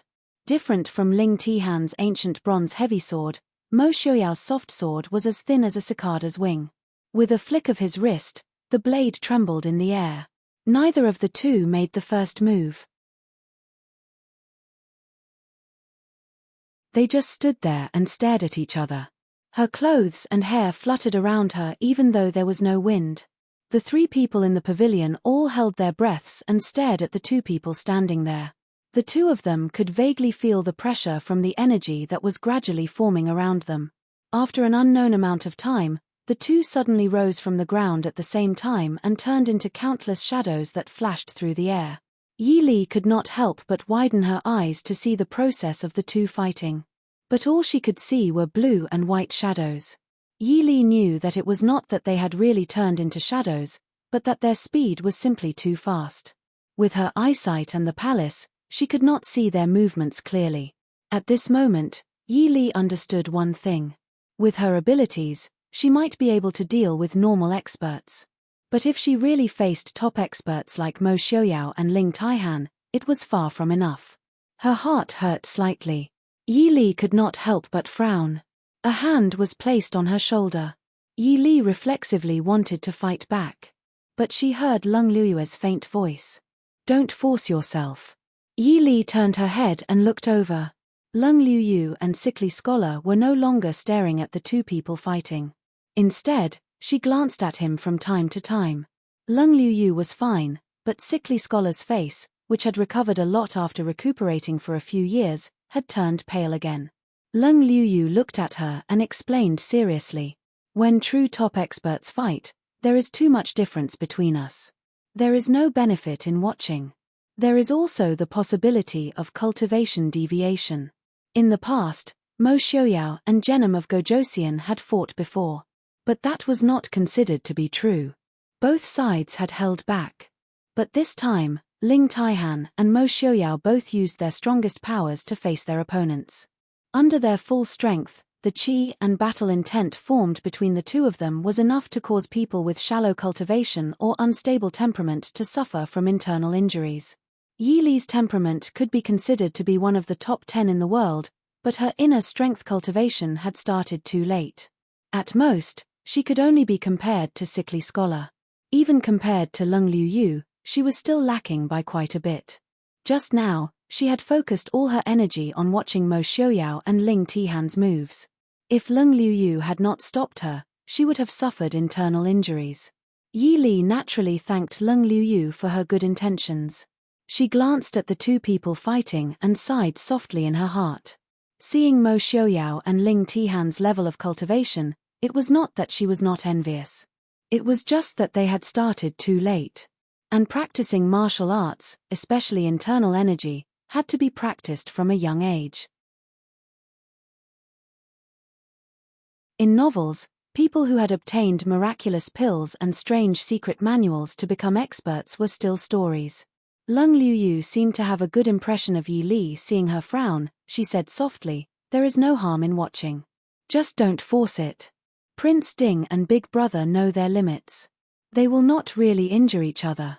Yi Li nodded and said, "Thank you, Pavilion Master Lung." She just looked outside helplessly. If she forced it, she could roughly see, but if she did not force it, she really could not see anything clearly. After thinking for a while, Yi Li stopped looking outside. Instead, she closed her eyes and listened carefully to the movements outside.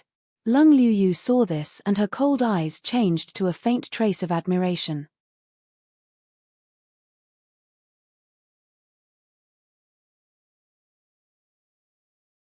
Chapter 539.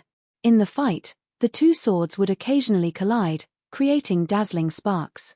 But the three people sitting in the pavilion strangely did not hear any sounds of weapons colliding. Yi Li leaned against the pillar of the pavilion, her eyes slightly closed as she seriously felt the energy flow in the air. She finally found that undetectable but unparalleled energy vibration. That was the vibration caused by the internal power of the two people when they fought. This fight lasted for 4 whole hours. However, even though none of the 3 spectators were able to see a single move clearly, they didn't show the slightest bit of impatience. Yi Li suddenly felt a sharp charge in the air towards her brain. She hurriedly opened her eyes. She saw the 2 figures, one blue and one white, retreat to the sides. "Big brother!" Lung Liuyu exclaimed softly. She leapt out and reached out to protect Ling Taihan, who was on the verge of collapse. Ling Taihan released Lung Liu's hand and waved his hand to indicate that she did not need to worry. Then he turned to look at Mo Xiaoyao and said with a smile, "Prince Ding really is a genius. This seat admires you." Although Mo Xiaoyao was still standing ramrod straight, his expression wasn't any better than Ling Taihan's. It was just that both of their eyes were filled with carefree joy. He smiled and said, "Pavilion Master Ling's literary skills are exquisite. This king also admires it. I have benefited greatly from today's fight." "Many thanks, Pavilion Master Ling." Ling Taihan laughed brightly and said, "We do not need to say such pleasantries. This seat has not come in vain to be able to fight Prince Ding. This seat will leave first and will not disturb Prince Ding and Wang Fei. Pavilion Master Ling, take care," Yi Li said softly as she walked out of the pavilion. She walked to Mo Xiaoyao's side to look at him. He had used too much energy and his internal power had been greatly exhausted. He also had some internal injuries that were not serious. In this kind of evenly matched expert-level competition, it was considered light. He let out a sigh of relief. After watching Ling Taihan and the other 2 descend the mountain, Yi Li helped Mo Xiaoyao into the pavilion and asked, "How are your injuries? Can we go down the mountain now?" Mo Xiaoyao smiled bitterly and helplessly. "I've been neglecting my cultivation for the past few years. My injuries seem to be more serious than Pavilion Master Ling's." In terms of cultivation, Mo Xiaoyao was indeed inferior to Ling Taihan. Not to mention the fact that there were so many military and civil affairs in the northwest that he had to deal with personally, just his identity as Prince Ding meant that he could not spend a lot of time on martial arts cultivation. Ling Taihan, on the other hand, had to spend at least half a year cultivating behind closed doors. If Ling Taihan's current achievements were 30% talent and 70% hard work, then Mo Xiaoyao's would be 70% talent and 30% hard work. But now, it seemed that hard work in cultivation had a more solid foundation. Mo Xiaoyao could not help but admit that even if he did not lose to Ling Taihan, he was still slightly inferior. "We're not of the same mind. Or does Prince also plan on becoming the #1 person in the martial arts world?" Yi Li did not plan on comforting him and only said lightly. No matter how high Mo Xiaoyao's martial arts were, he still needed to focus on the Mohist army and the people of the Northwest. Even if he became the #1 expert in the world, he could not rely on himself to sweep the world. There was nothing wrong with working hard to improve one's own strength, but if one only focused on improving one's individual strength and ignored the bigger picture, then it would be putting the cart before the horse. Mo Xiaoyao originally did not have any intention of harping on this. He said this in front of Yi Li to seek comfort. Hearing Yi Li say this, he naturally did not mind. He smiled and said, "This place is not bad. If we go back to the city, people will disturb us. I want to rest here for a while. Li, can you wait for me?" Yi Li nodded in agreement. Mo Xiaoyao did not say anything else. He sat in the pavilion and closed his eyes to circulate his internal energy to heal himself. Mo Xiaoyao sat there for half a day and an entire night. He did not know if it was because of Miss Mu Rong at the foot of the mountain, but on this day, no one came up to the mountain to play. Yi Li did not disturb Mo Xiaoyao. At night, she casually picked a few wild fruits not far from the pavilion and ate them. The next morning, when the sun rose from the sea of clouds in the east, Mo Xiaoyao finally opened his eyes. His eyes, which had just opened, flashed with a bright light. His originally cold exterior seemed to have a trace of gentleness. Mo Xiaoyao turned his head to look at the girl leaning against a pillar and sleeping. His eyes filled with endless tenderness. When Mo Xiaoyao stood up, Yi Li opened her eyes. Done? It's been hard on you, Li Li. How about you sleep a bit more? Mo Xiaoyao hugged her and looked at his body as he spoke softly. Yi Li shook her head. She leaned against his chest for a while before saying, "Let's go down the mountain. I'm a bit hungry. You haven't eaten for a day, so you must be hungry too." Not resting for 1 or 2 nights was nothing to them. Moreover, she had leaned against him to sleep for half the night. Yi Li did not like to starve herself if there was no need. Mo Xiaoyao hugged her and laughed in a low voice. "All right, then let's go down the mountain." Mo Xiaoyao and Yi Li not returning for an entire night did not affect anyone.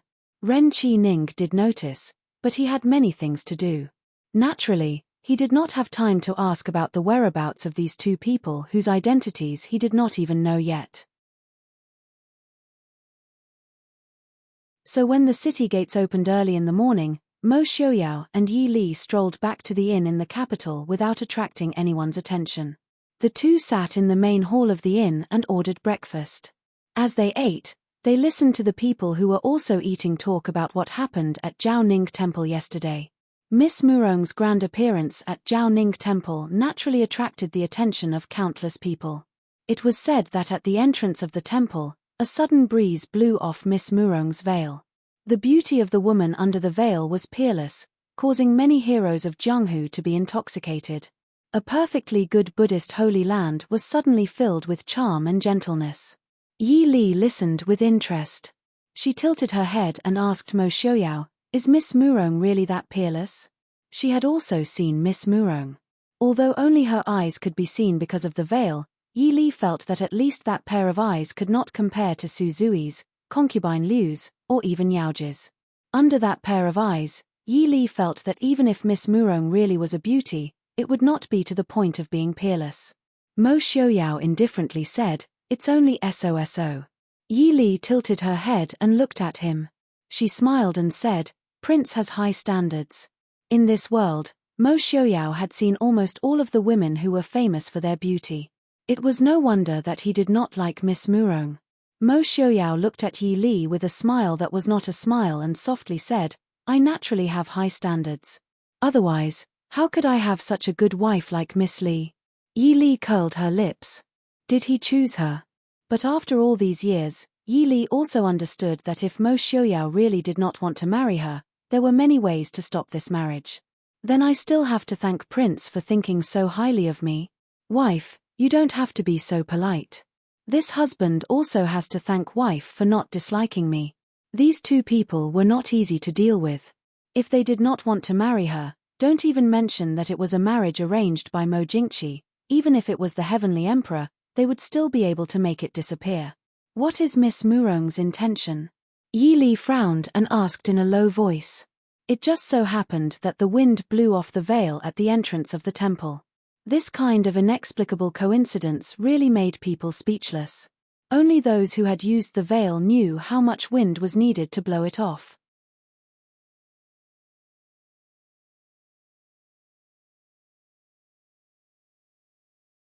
Chapter 540. Mo Xiaoyao lightly snorted, choosing a son-in-law. Not everyone in this world loves money. If there are too few people going, wouldn't the Murong family lose face?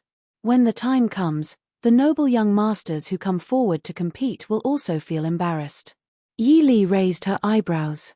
Mo Xiaoyao had nothing to do now, so he didn't want to think about this problem. She shrugged her shoulders. She also didn't want to think about these problems. After all, Big Brother was here. All right, Let's just watch the show. There's no point in thinking too much. Mo Xiaoyao nodded in satisfaction. Wife, you finally understand your husband's intentions. Soon, it was time for the martial arts convention that everyone had been waiting for. The martial arts convention was held in a large open space outside the Murong family home. It could be built into a large plaza. On the day of the convention, Mo Xiaoyao and Yi Li arrived at the right time. By the time they arrived at the Murong family home, the venue was already packed with people. Not only were there Jianghu masters and nobles, there were also an city's commoners who came to join in the fun. What surprised Yi Li was that even Genom of Gojosian and Mo Jingqi had personally come. Genom of Gojosian wasn't a big deal. He was from Xiling and was one of the 4 great masters. It was natural for him to appear at the martial arts convention. However, Mo Jingqi had never left the Chu capital even when he was a prince, let alone when he was the emperor. Could it be that the Murong family's attraction was more important than his own life? Xiaoyao. Seeing Mo Jingqi, Yi Li's first reaction was to turn around and look at Mo Xiaoyao. Mo Xiaoyao lowered his head and smiled faintly at her. Don't worry, I won't do anything to him now. If it was 6 years ago when he suddenly saw Mo Jingqi, Mo Xiaoyao might not have been able to stop himself from killing Mo Jingqi on the spot.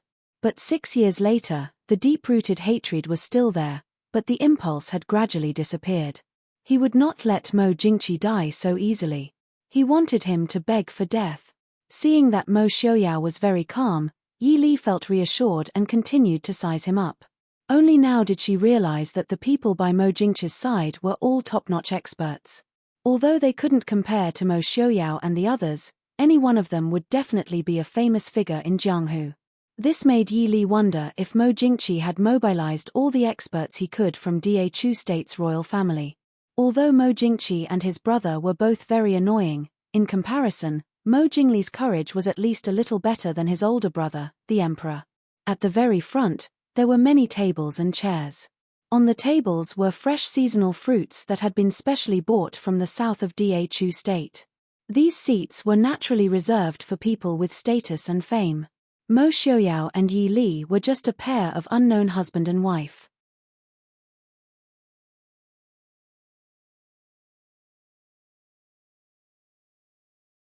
It is indeed a great regret that Prince Ding can't come. But since Emperor Chu can come to Xiling, I, as the host, should properly welcome Emperor Chu. Genom of Gojosian looked at Mo Jingqi and said with a smile. Mo Jingqi smiled and said, Prince is too polite. I just came to join in the fun. Prince, please don't laugh. Genom of Gojosian smiled but didn't speak. He did laugh. Even though Genom of Gojosian had 3,000 gold-clothed guards, he didn't have people like Mo Jingqi who followed him everywhere, from his bodyguards to his servants, were all first-class aces. This was a level of fear of death. Did Mo Jingqi really think that so many first-class aces didn't need money? Or did he think that those aces were all willing to be his servants and didn't have the slightest bit of temper? Thinking back to when he heard that Mo Xiaoyao wouldn't be coming, Mo Jingqi secretly let out a sigh of relief. Genom of Gojosian suddenly felt that he understood. After offending someone like Mo Xiaoyao, Mo Jingqi really should find himself some powerful bodyguards. Yangwang Chamber's Pavilion Master Ling has arrived. A loud announcement rang through the crowd. It was clear that the person the Murong family had arranged to announce the arrival was an expert. Everyone turned around and saw Ling Taihan in his usual blue robe. Behind him, Lung Liuyu and sickly scholar walked over with majestic steps. Compared to many of the people present, Ling Taihan, who was as usual, looked even more powerful. Many of the young chivalrous men present couldn't help but reveal looks of admiration when they saw Ling Taihan's figure. Genom of Gojosian saw Ling Taihan slowly walking over, but the corner of his eye twitched. Compared to the last time they met, Ling Taihan's martial arts had improved by another level. If it was said that he was confident that he could at least tie with Ling Taihan the last time they met in Glass City, and maybe even win by a bit, this time he didn't have the slightest bit of confidence. Pavilion Master Ling. Although Ling Taihan's aura was shocking, his identity was special.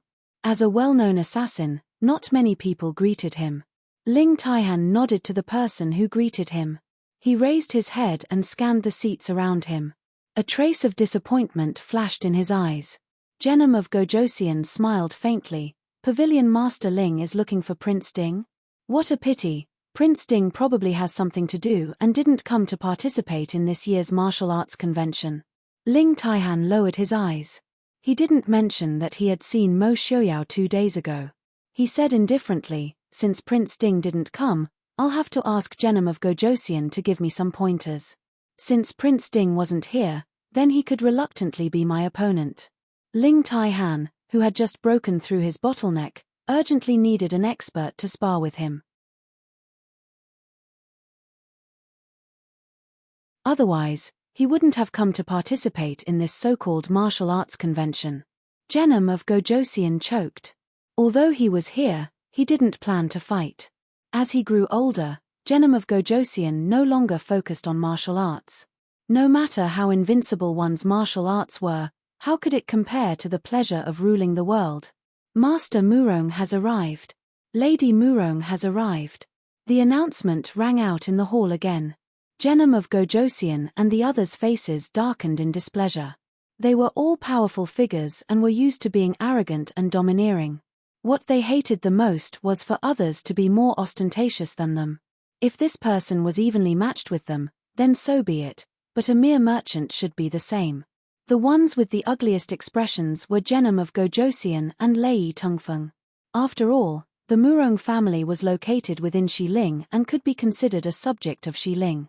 Not long after, Master Murong, who was over 60 years old and had white hair and a beard, led Lady Murong, who was dressed in a light purple robe embroidered with a hibiscus pattern, out of the Murong family's gate.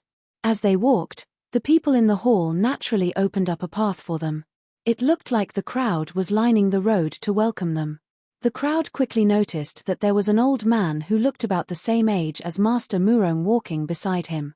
He was not dressed extravagantly, and even his appearance was not particularly outstanding. Most people might not have noticed it, but Ling Taihan and Genom of Gojosian's expressions changed. They both looked at each other. The old man's aura was clearly 10 times or even 100 times stronger than Master Murong's. Although his appearance was not eye-catching, he could walk side by side with Master Murong. If one looked closely, they would notice that Master Murong was also respectful and careful towards him. The two of them did not need to think too much to guess the old man's true identity. Master Murong walked forward and looked at the people in the hall. His gaze paused for a moment at the empty seat left for Prince Ding. His gaze darkened slightly, but he said with a smile on his face, I am the current master of the Murong clan. Thank you for giving me the honor of joining the martial arts tournament. For the sake of fairness in this martial arts conference, the Murong family has specially invited Senior Murong Xiong, the #1 expert in Jianghu 50 years ago, to be the judge. When he said this, the crowd was in an uproar. They all looked at the plain-clothed old man who had sat down at the head of the table as soon as he arrived. They were originally guessing the old man's identity, but now that they knew who he was, they immediately burst into a discussion. Master Murong was obviously satisfied with the crowd's shock. He nodded and said with a smile, Senior Murong has been in seclusion for more than 10 years, and his martial arts can be said to be unparalleled.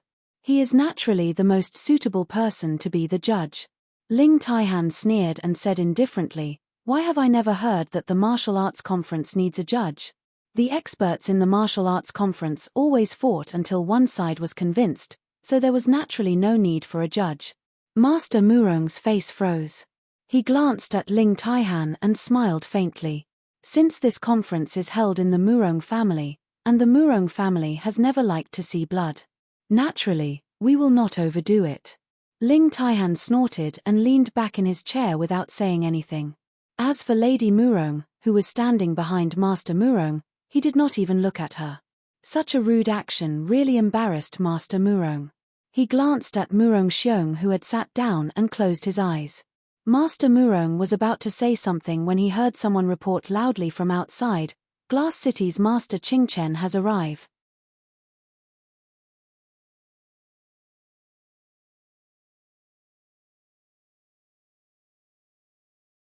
Chapter 541.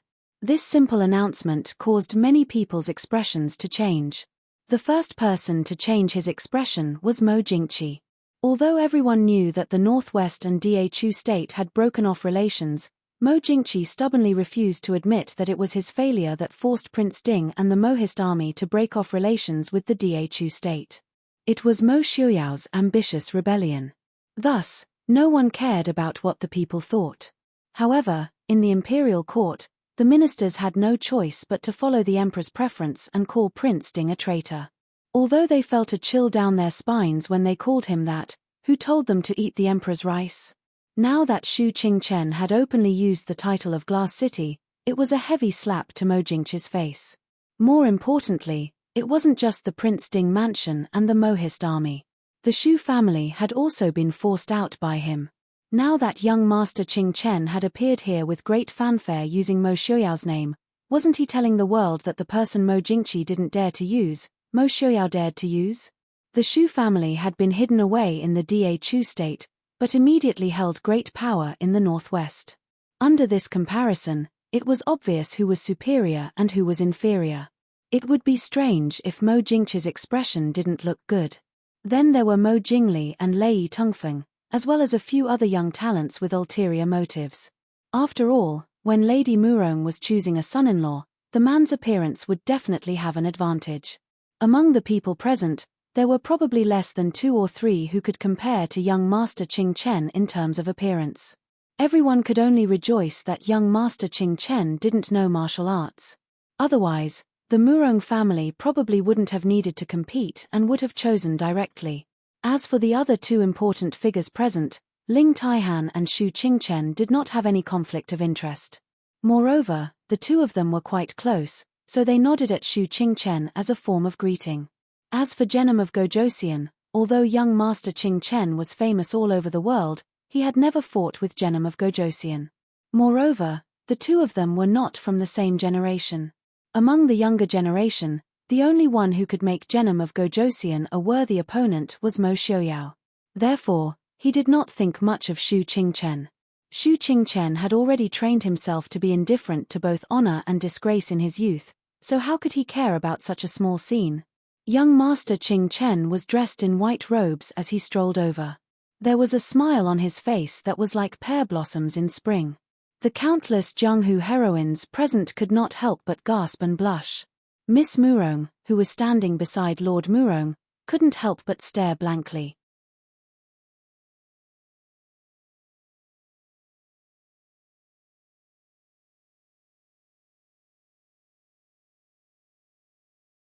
His gaze swept over Miss Murong, who was standing next to Master Murong.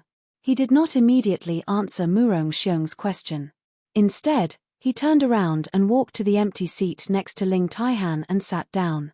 Seeing that Murong Xiong was about to explode in anger, he slowly said, "Our prince said that he has no interest in anything other than the martial arts convention."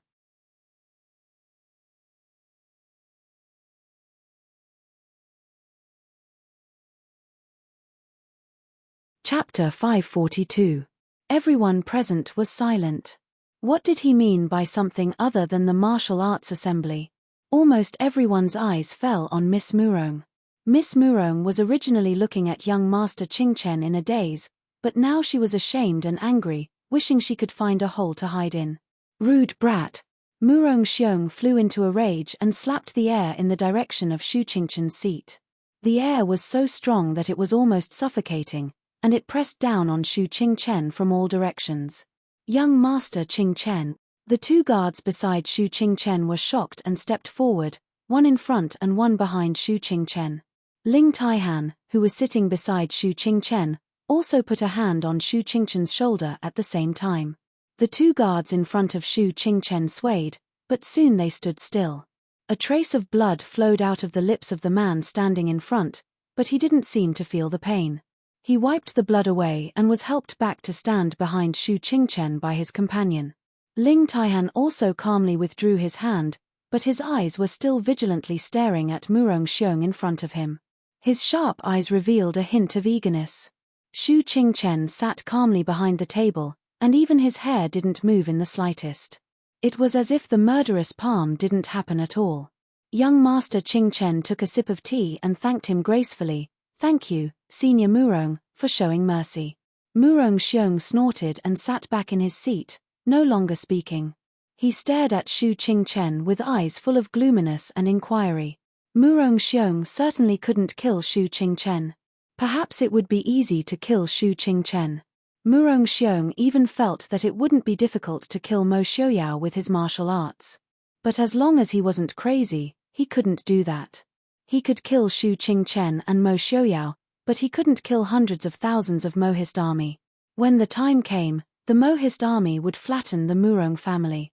The so-called bargaining chip was a bargaining chip because it was useless to hold it in one's hand. Once it was used, it would be a life and death battle. Murong Xiong was slapped in the face by Shu Qing Chen on the spot. Naturally, Master Murong's face didn't look good either. He put away all the nonsense he had prepared and announced the start of the martial arts tournament with an indifferent expression. In truth, according to the usual practice, there was not much to see on the first day of the martial arts tournament. The first day was mostly filled with rookies from Jianghu going up to fight. The real excitement came on the second and third days. Of course, sometimes the third day of the competition would end very quickly, and sometimes it would extend to the fourth or fifth day, depending on the strength of the remaining experts. When the martial arts competition on the stage began, the people who were watching the excitement were naturally excited, but the people who were sitting below the stage were already somewhat absent-minded. Under a tree not far away, Yi Li leaned against Mo Xiaoyao's chest and frowned as she watched the people on stage. Mo Xiaoyao patted her and comforted her. "Don't worry, Big Brother is fine." Shu Qing Chen had clearly calculated that Murong Xiong wouldn't dare to kill him, so he chose to sit beside Ling Taihan. As long as Murong Xiong didn't use all his strength, Ling Taihan could block it for him. At that time, no matter whether Shu Qing Chen was injured or not, Murong Xiong's reputation for attacking a weak person would be set. Yi Li nodded and asked, "How is Murong Xiong's martial arts?" Mo Xiaoyao frowned and said, "Far above me and Ling Taihan." This conclusion wasn't surprising. Murong Xiong's age was much higher than theirs. Not to mention that Murong Xiong was a martial arts genius. Even if his aptitude was ordinary, at this age, he still couldn't be underestimated. "What did Murong Xiong mean just now?" Yi Li asked with a frown. Mo Xiaoyao laughed and said, "What could it mean? When he saw that I didn't go, he felt that our Prince Ding mansion didn't give him face. Some old people like to take advantage of their seniority and think that everyone in the world should act according to their mood. They don't even see if he has the ability to do so." Yi Li tilted her head and looked at the people on the stage. She pursed her lips and said, "I think Miss Murong might have a different opinion from Murong Xiong and the head of the Murong family. But Miss Murong won't be able to enter the Shu family's door."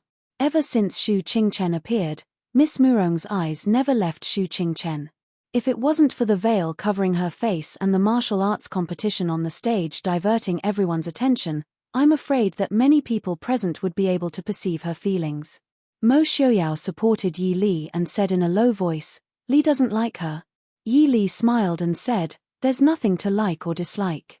Big Brother and the Shu family won't like her." Mo Xiaoyao wasn't interested in who Shu Qing Chen liked or disliked. He stood up straight and said, "It seems that there's nothing to see today. Let's go back to the city first. Perhaps there will be a good show tomorrow or the day after." The two people quietly left the stage and didn't attract too much attention. However, when they returned to An City, the shopkeeper of Qingyuan Inn was quite surprised. After all, there was such a lively event outside the city.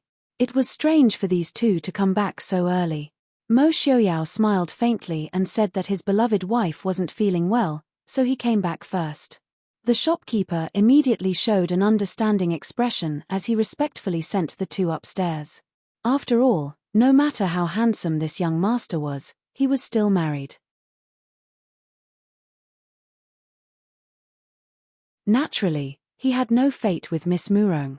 Then it wasn't that important whether or not they watched the competition, right? Mo Xiaoyao and Yi Li didn't personally attend the competition on the first and second day. Mo Xiaoyao was an expert at this level, so he naturally didn't care about the small fights between the so-called experts on the stage. He only heard that in these 2 days, there were a few young experts who stood out and killed their way into the top 10. Among them was Ren Qi-ning, who they had met several times. At the same time, the head of the Murong family announced at the end of the 2nd day that he would choose a husband for his granddaughter from the top 10 experts. Once this announcement was made, it was unknown how many people were stirred up. At the same time, a letter from Xu Qingchen was delivered to Yi Li and Mo Xiuyao's room. "Big brother, what are your plans?" In Xu Qingchen's room, Yi Li sat at the table and drank tea. Mo Xiuyao leisurely leaned against the window and enjoyed the scenery in the distance. Xu Qingchen sat to the side and looked at Yi Li. Then he turned to Mo Xiuyao and said, "Prince, what do you think?"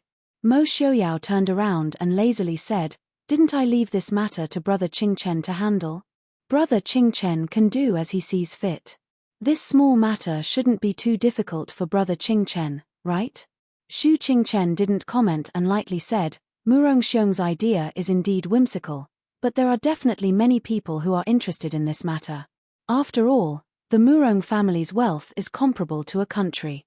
Before today, Mo Jingqi had already sent people to contact the head of the Murong family. Mo Xiuyao coldly snorted and said, "Mo Jingqi is becoming less and less picky. Whatever smells good or smells bad, he's taking it back."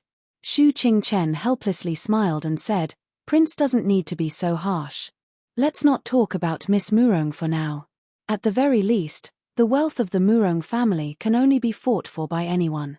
From the perspective of an official, Xu Qingchen would also advise Mo Xiuyao to marry a girl from the Murong family.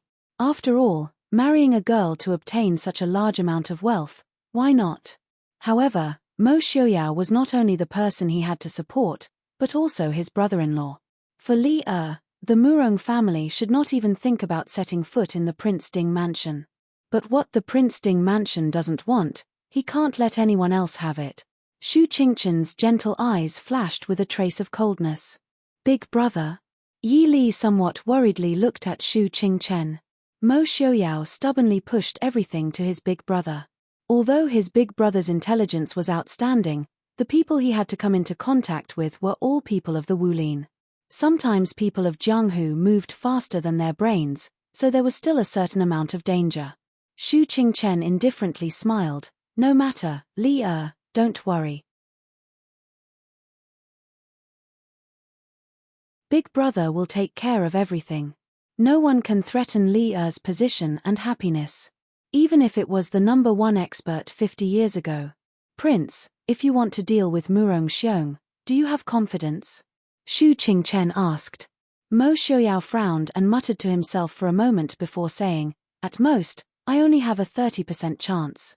Murong Xiong's internal energy is far above mine. If I can't end the fight quickly, the one who loses in the end will be me. Ordinary experts fight with internal energy and physical strength.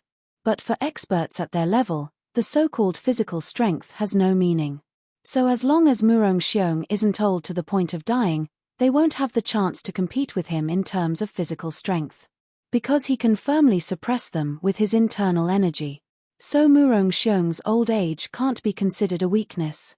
Xu Qingchen casually tapped on the table and asked after a while, "If one prince isn't enough, then what about 2 or 3? You mean?" Mo Xiuyao stood up and stared at Xu Qingchen.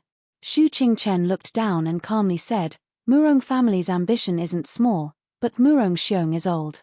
That temperament, sooner or later he'll be a disaster." His calm tone carried a faint killing intent. Mo Xiuyao stared at him for a while before saying, "There's no need for 3. I and Ling Taihan or Lei Zhenting can deal with Murong Xiong." "That's good." Xu Qingchen nodded with satisfaction and said, "Then, maybe we don't need Prince Ding to come out. If Mo Xiuyao and Ling Taihan or Lei Zhenting can deal with Murong Xiong, then even without Mo Xiuyao, they can still deal with Murong Xiong. Big brother, Murong Xiong's martial arts are too high. I'm afraid the Murong family isn't completely unprepared. You must be careful." Yi Li said softly. Xu Qingchen nodded with a warm smile, but there was a slight sharpness between his brows. "Li don't worry." Reporting to young Master Qingchen, Miss Murong requests an audience. The guard outside the door respectfully reported. Shu Qingchen frowned and lightly said, "Invite Miss Murong up."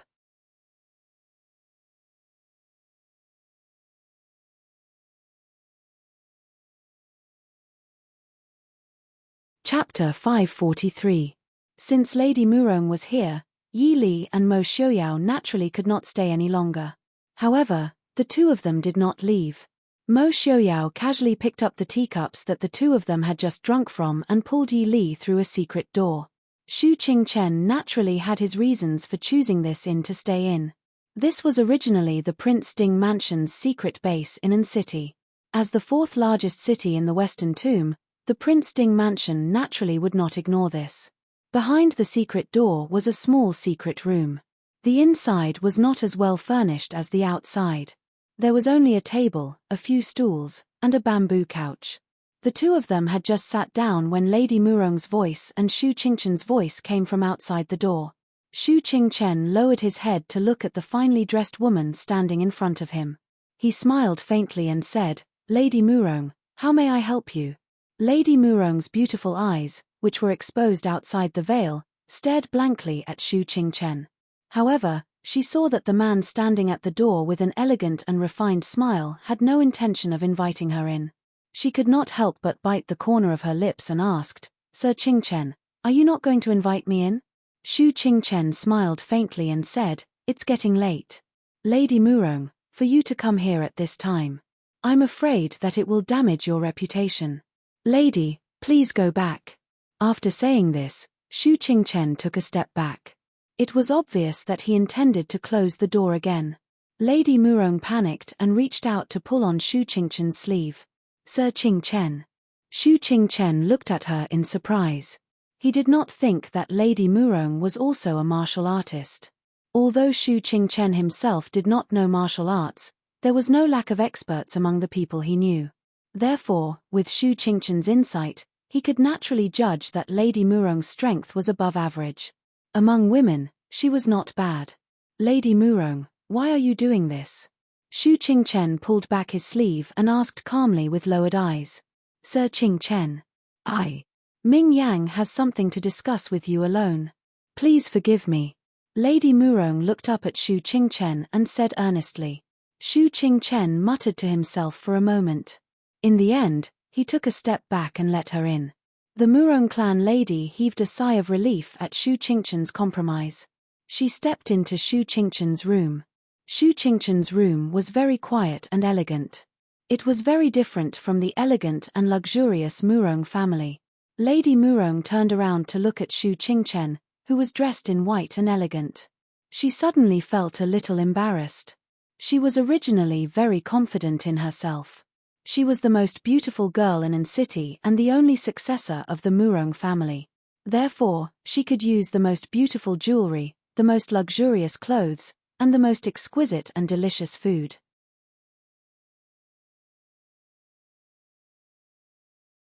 But when she saw the man in front of her, she suddenly felt ashamed of her gorgeous clothes.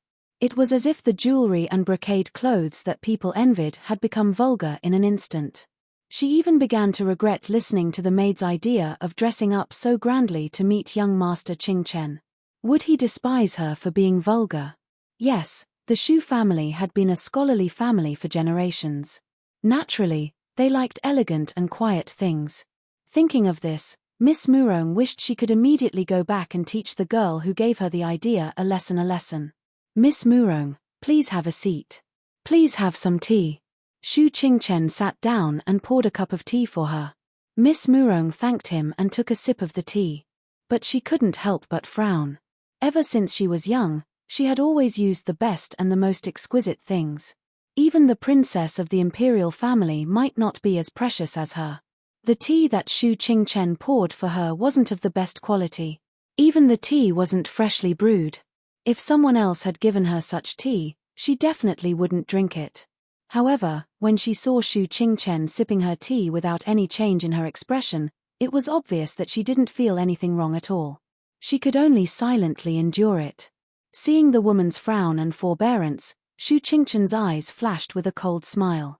Of course, He knew what she was enduring and why she was enduring it. Tasting tea was naturally a matter of elegance, and the Shu family had always been better at it than any other family. Naturally, Shu Qingchen knew that the tea in this inn wasn't of the best quality. But even though Shu Qingchen was a romantic and elegant scholar, he couldn't do anything about it.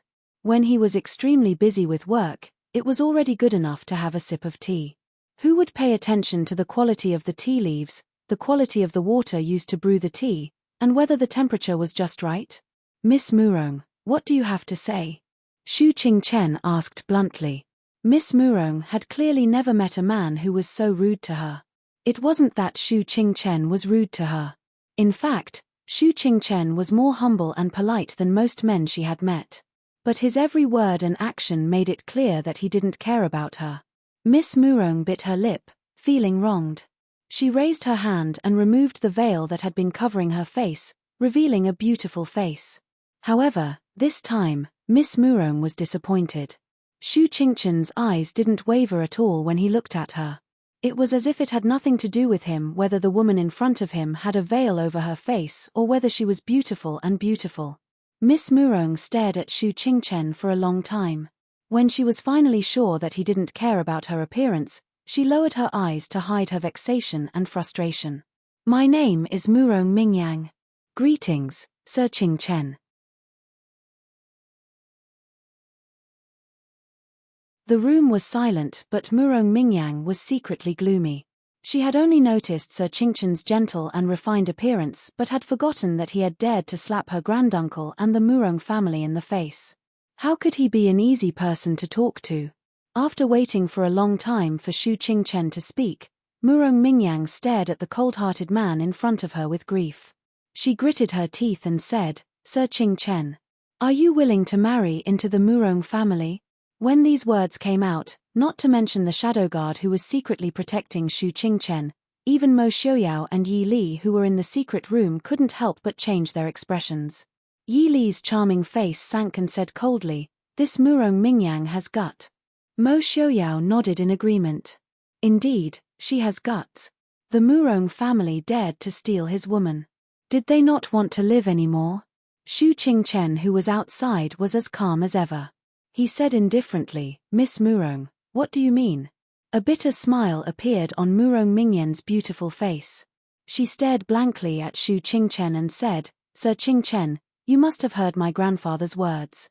They will choose one of the top 10 experts to be my son-in-law. Shu Qingchen lowered his eyes and said, I don't know martial arts. Not to mention the top 10 experts, I can't even defeat a third-rate expert. I'm afraid Miss Murong has found the wrong person.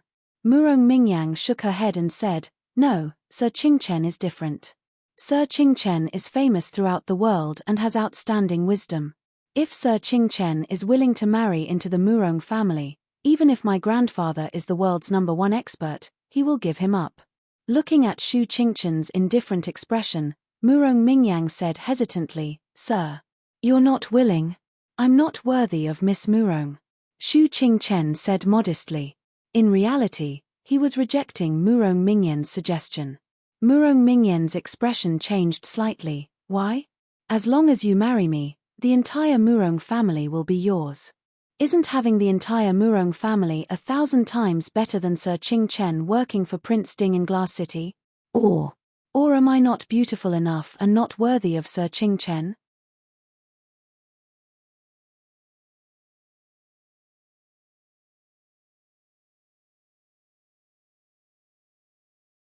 Chapter 544. Shu Qingchen shook his head and looked at Murong Mingyang with a smile. Miss Murong, marriage is all about fate. Miss Murong and I are not fated to be together. Please don't force it. With Miss Murong's talent and the Murong family's wealth, there are many talented young men in this world who would be willing to marry Miss Murong. A teenage girl who came to ask a man if he was willing to marry her received such a result. Murong Mingyang's eyes flashed with sparkling tears. She looked at Shu Qingchen unwillingly and said, Does young Master Qingchen already have a sweetheart? No. Mingyang has never heard of young Master Qingchen being close to any girl. Even Nanzhao's Princess Anshi is already married. I don't believe that there is a girl more worthy of young Master Qing Chen than Mingyang. Young Master Qing Chen leisurely drank the cool tea and looked at the tear-stained girl in front of him. He said calmly, "Sometimes marriage is not related to being worthy or not. Maybe one day I will meet a suitable girl. She may not be talented or beautiful. She may also come from a mediocre family. Miss Murong, it is meaningless to judge whether you are worthy or not." I believe Miss Murong has nothing else to say. Please leave. Being rejected by Shu Qingchen so mercilessly, Murong Mingyan's bright face was full of embarrassment. She stared at Shu Qingchen with a trace of resentment in her beautiful eyes. She gritted her teeth and said, "It's not like no one saw me when I came in. If I say that there is something between us, do you think the world will believe you or me more?" Shu Qingchen looked at Murong Mingyang helplessly and shook his head. "Miss Murong, if you were a girl from an ordinary family, the world would believe you more. But I am afraid that the entire city will believe me more." In the eyes of the world, Murong Mingyang could do anything she wanted. Who would believe that someone who had a mountain of gold would push it away? Not to mention that there was nothing going on between him and Murong Mingyang. Even if there was something going on between them, many people would be willing to believe that they were innocent. Compared to the entire Murong family, one woman was simply too insignificant. Murong Mingyang was stunned, but she quickly understood Shu Qingchen's meaning. Since her threat failed, Murong Mingyan's pretty face blushed. She bit the corner of her lips and said bitterly, "I must make you marry me." Shu Qingchen smiled but didn't say anything. His calm eyes said very clearly, "I will never marry you." In the end, Murong Mingyang left with tears in her eyes. Shu Qingchen smiled faintly. She closed the door and sat down again to pour herself a cup of tea. "Big brother, what does that Murong Mingyang mean?" Yi Li pushed open the door and walked over to Shu Qingchen's side. Mo Xiaoyao followed behind her and said teasingly, "Do you even need to ask?"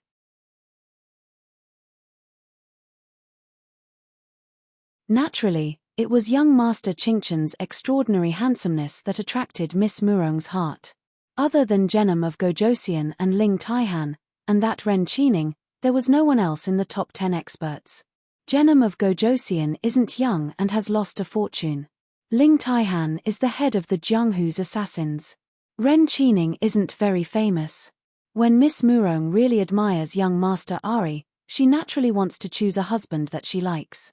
Yi Li frowned and snorted. She wants Big Brother to marry into the family just because she likes him? Who does she think she is? If Big Brother really took things too hard and agreed, wouldn't his legs be broken by grandfather and uncle? It was one thing for the dignified eldest son of the Shu family to marry into the Shang family, but he even chose such a self-righteous woman. Shu Qingchen smiled and took a teacup from the side. He poured her a cup of herbal tea and said with a smile, "Li Big Brother doesn't plan to marry right now. Moreover, this is just Murong Mingyan's own fantasy. How could Murong Xiong and Murong family head agree? Between us, Pavilion Master Ling is more likely. Murong family definitely wouldn't let their daughter marry into the family of the Emperor of Shilling, so their choices were extremely limited. If they wanted to fight against Genom of Gojosian, Miss Murong could only marry Mo Jingqi, Ling Taihan, and Mo Xiaoyao. Unfortunately, Mo Xiaoyao didn't appear at all, so the final choice would only be between Mo Jingqi and Ling Taihan. Shu Qingchen thought that Ling Taihan had a higher chance. After all, the Yangwang Chamber of Commerce was also within Shilling, and the marriage alliance with the Murong family could be said to be a strong cooperation. Moreover, Ling Taihan and Genom of Gojosian had a grudge, but the Yangwang Chamber of Commerce and Ling Taihan had existed steadily for so many years. This also showed that Genom of Gojosian was afraid of Ling Taihan. Mo Xiaoyao frowned and thought, not necessarily. If young Master Qingchen is really willing to marry into the Murong family, Murong Xiong might give up on Ling Taihan. The marriage alliance between the Murong family and the Yangwang Chamber of Commerce was good, but in the end, the family head would no longer be a member of the Murong family. However, if the wise young Master Qingchen married into the family, it would be completely different. He could rely on the relationship between the Shu family and the Prince Ding mansion to contain the Emperor of Shilling's family. He also had young Master Qingchen's peerless strategy and Murong Xiong's peerless martial arts. Genom of Gojosian would have to think twice if he wanted to make a move on the Murong family. So, Brother Qingchen, this time you really have to be careful. Mo Xiaoyao earnestly warned. If he wasn't careful and lost a smart person to share the burden of government affairs, it would really cause him a lot of trouble.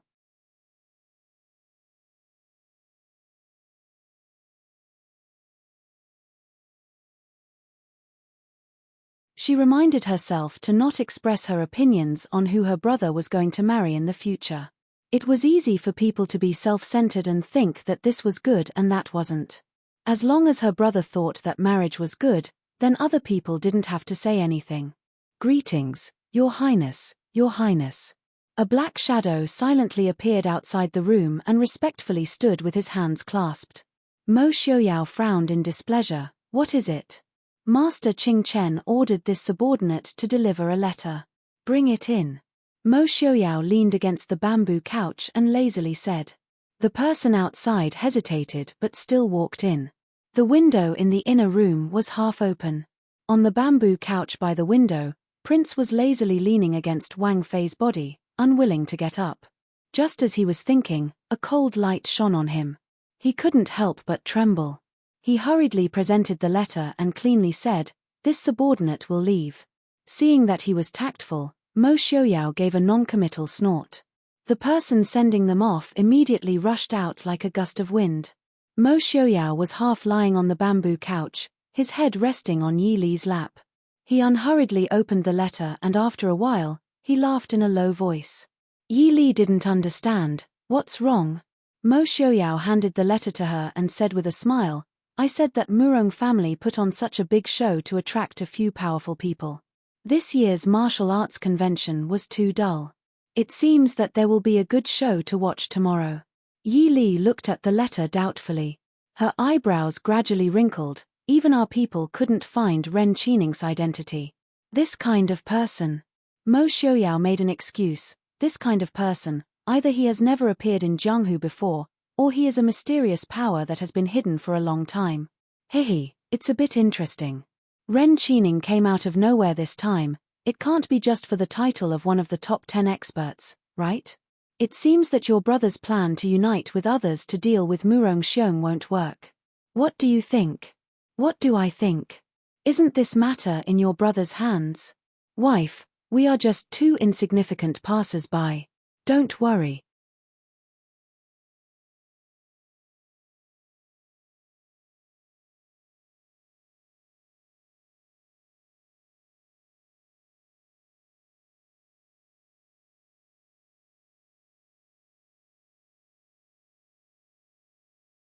It seems that Murong family has spoiled you too much. How good do you think your appearance is? Tonight, you went to see that brat from the Shu family, right? Were you rejected? Your appearance may be called a beauty in Encheng, but Da Chu State isn't Xiling. That brat from the Shu family has traveled the world. What kind of beauty hasn't he seen?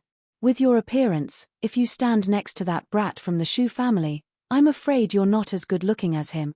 You don't have to resent Ling Taihan for being older than you. At 40 years old, he can maintain the appearance of a 30-year-old.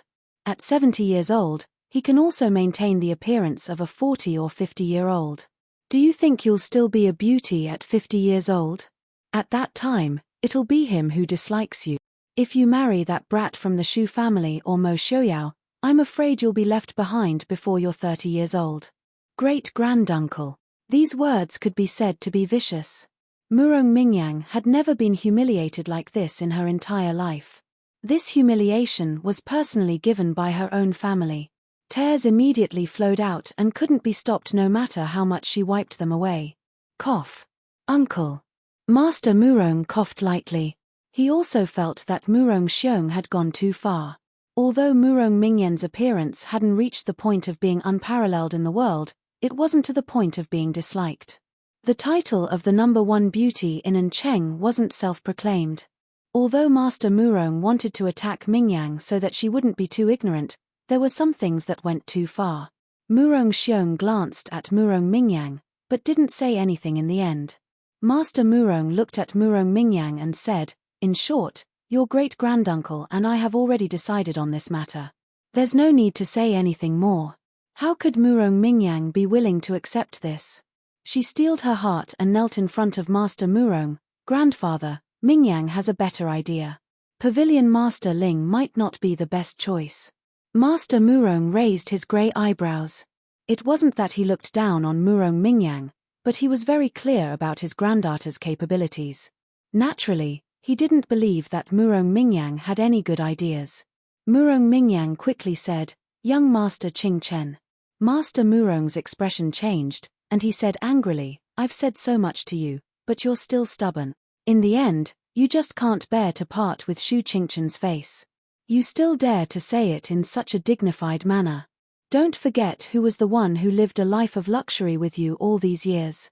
Murong Mingyang looked at Master Murong with tears in her eyes. Murong Xiong frowned and raised his hand to stop his nephew from shouting. He stared at Murong Mingyang and said, "Tell me about it." Murong Mingyang was overjoyed and quickly said, "Young Master Qingchen's wisdom is unparalleled.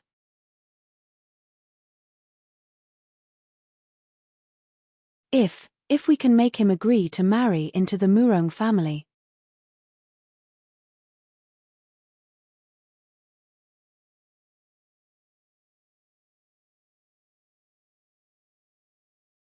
Chapter 546.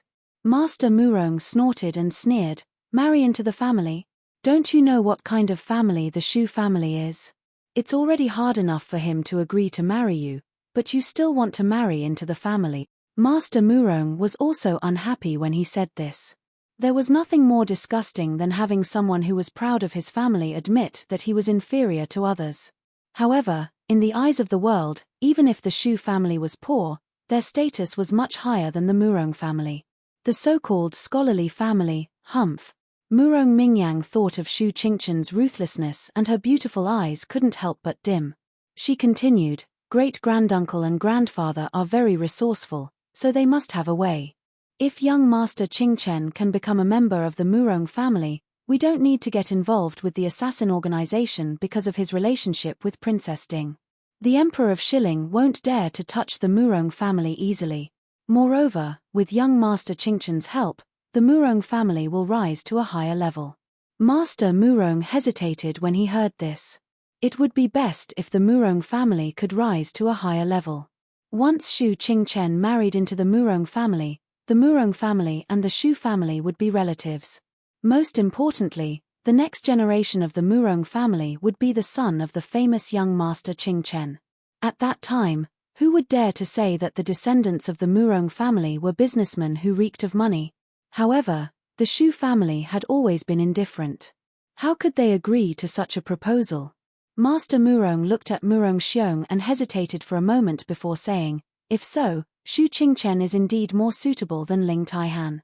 After all, Ling Taihan is the head of the assassins. I'm afraid it won't be easy to control him. But this matter, I'm afraid it won't be easy." Murong Xiong narrowed his eyes and pondered. His eyes emitted a sharp light. He said proudly, "What's not easy about it? It's his blessing that I, Murong Xiong, am willing to marry my great niece." It wasn't because Murong Mingyang was good enough for Shu Qingchen, but because Murong Mingyang was his great niece. As the #1 expert in the world, he was confident that Shu Qingchen would not refuse this proposal. Master Murong looked at Murong Mingyang, who was kneeling on the ground with eyes full of expectation, and then looked at Murong Xiong, who was full of confidence. In the end, he agreed. It could be said that they had come to the martial arts tournament in high spirits, but they had returned in disappointment. On the second day of the martial arts competition, half of the top 10 experts had died before the third day of the competition. As for how they died, everyone was well aware. After all, everyone wants to be the son-in-law of the richest man in the world, but the Murong family only has one daughter. Naturally, he had to reduce his enemies as much as possible. Therefore, when the competition started and only half of the original top 10 experts appeared, no one felt the slightest bit surprised. Genom of Gojosian turned to look at Ling Taihan, who was resting with his eyes closed, and asked with a smile, Pavilion Master Ling, are you interested in testing your skills on stage this year?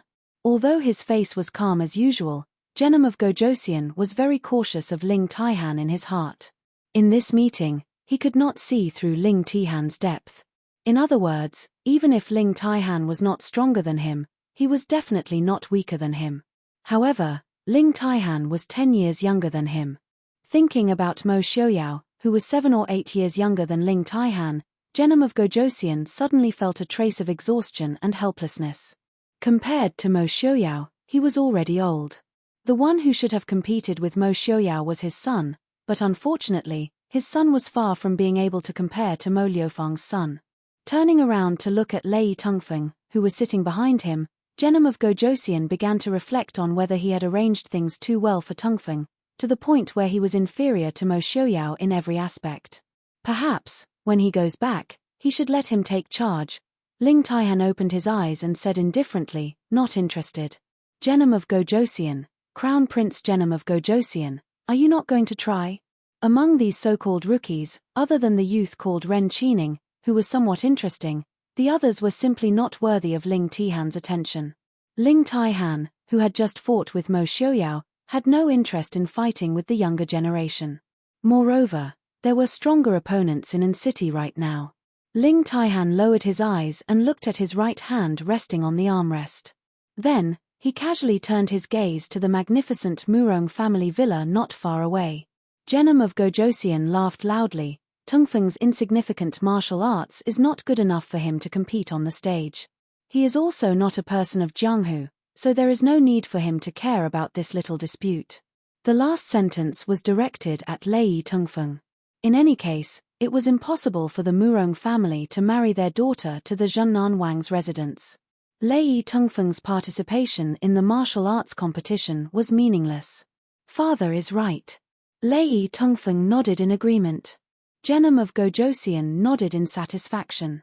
He looked at his son with gratification and said, when we return to the capital, Tengfeng will lead the troops to the south. Hearing this, Lei Tengfeng was indescribably surprised. He knew his father's intention to use the troops. Asking him to lead the troops to the south at this time was giving him permission to lead the troops alone. As long as he led the troops properly, he could have his own military power. Seeing that he understood his meaning, Genom of Gojosian patted him on the shoulder and said, "You are not young anymore. It is time for you to take charge. Father is also old. Father is at the peak of his life. This child thanks father." Lei Tengfeng said. Genom of Gojosian and his son said this without any intention of hiding it from others. Even Shu Qingchen, who was dozing off to the side, did not seem to care. This was originally Genom of Gojosian's test of Shu Qingchen. Young Master Qingchen was famous throughout the world, but many things could not be done with talent alone. He also needed to be decisive and ruthless. The terrain at the border between Nanzhao and Xiling was complicated. It was impossible to end the battle quickly. Thus, from the start, Genom of Gojosian had the idea of attacking Nanzhao first. He had not planned on a quick sneak attack. Thus, keeping it a secret was not so important. Or rather, if he could test Shu Qingchen's true depths, even if he leaked a bit of military intelligence, Genom of Gojosian would feel it was worth it. If Shu Qingchen chose to save Nanzhao, it meant that this person was soft-hearted and did not need to be feared. If Shu Qingchen chose to stand by and watch, there was also no need to be too worried. If Shu Qingchen used Nanzhao and Xiling to restrict each other, or even do something else, then, other than Mo Xiaoyao and Yi Li in the northwest, there would be one more person to be wary of. Shu Qingchen did not pretend not to hear, nor did he deliberately care about this topic. It was as if Genom of Gojosian and his son were talking about ordinary family matters, as if the father was praising the son. He opened his eyes and looked at Lei Tengfeng. He smiled faintly and said, "Congratulations, Lei Tengfeng." Lei Tengfeng smiled and said, "Many thanks, young Master Qingchen." But the smile did not reach his eyes. Lei Tengfeng's life was actually quite sullen. Although his abilities and methods were not bad, the pressure from above was Genom of Gojosian. There was no room for him to show off. If he did well, like father, like son. If he did wrong, he would be a bad bamboo shoot. In terms of ability, and experience, even if he was not as good as Mo Xiaoyao, he would not lose to Yelu Hong, Yelu Yi, Mo Jingqi, Mo Jingli, and the others. But when he mentioned others, the only impression they would have of him was Genom of Gojosian.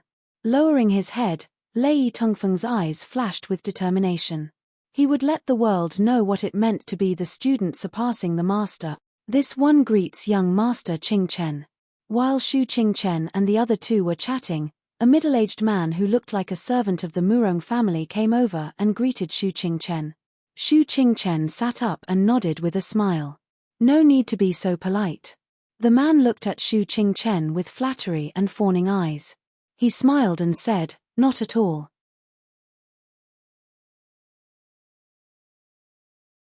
Our master and master invited you to the manor for a chat.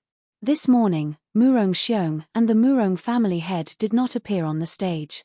Although everyone was surprised, they did not say anything. Originally, the martial arts convention did not involve anyone. This time, the Murong family had done enough to organize it. The people present were not ordinary people. Naturally, they could see that the man's attitude towards Xu Qingchen was different. Xu Qingchen frowned slightly and said, "Does the Murong family head have something to say?" The man smiled apologetically and said, "The family head naturally has something important to discuss with young Master Qingchen." Xu Qingchen nodded and stood up. "If so, please lead the way." Ling Taihan, who was sitting on the side, also stood up and said with a smile, "This one has admired the Murong family for a long time. Would it be possible for me to visit this?" The man was in a bit of a dilemma. The master and the old master definitely didn't want Ling Taihan to pay them a visit now, but Ling Taihan was the head of the assassins in the King of Hell's pavilion. How could he resist His Majesty? Ling Taihan did not make things difficult for him. He smiled generously and said, "There's no need to make things difficult. It's just that this pavilion master has a good relationship with Prince Ding and Princess Consort. I have also promised Prince Ding that I would take good care of young Master Qingchen. Since it is not convenient for me to go, I can only ask the Murong family head to come out and chat with young Master Qingchen." This was not embarrassing. The man's face turned green. He forced a smile and said, "Young Master Qingchen, you are a guest. The Murong family will guarantee your safety." Wasn't the first person to make a move on young Master Qingchen at the martial arts convention from the Murong family? Leng Liuyu, who was sitting behind Ling Taihan, said coldly, "In that case, Pavilion Master Ling, please come out." The man gritted his teeth and said. The order he received was to invite young Master Qingchen. If he did not invite him, the master would usually deal with the incompetent person first before asking for the reason. Watching the group leave, Lei Tongfeng frowned and said, "Father, is the Murong family planning to?" Genom of Gojosian sneered and his eyes were fierce. "That old man Murong Xiong wants to die. I will help him." You're tuning in to the Dreamy Chapters YouTube channel. We're so grateful for your support and don't forget to subscribe to join us on this incredible journey through captivating stories. Your generosity through donations truly makes a world of difference, as it's the primary source of revenue that allows me to expand and enhance this channel for you. Thank you from the bottom of my heart for being a part of this adventure.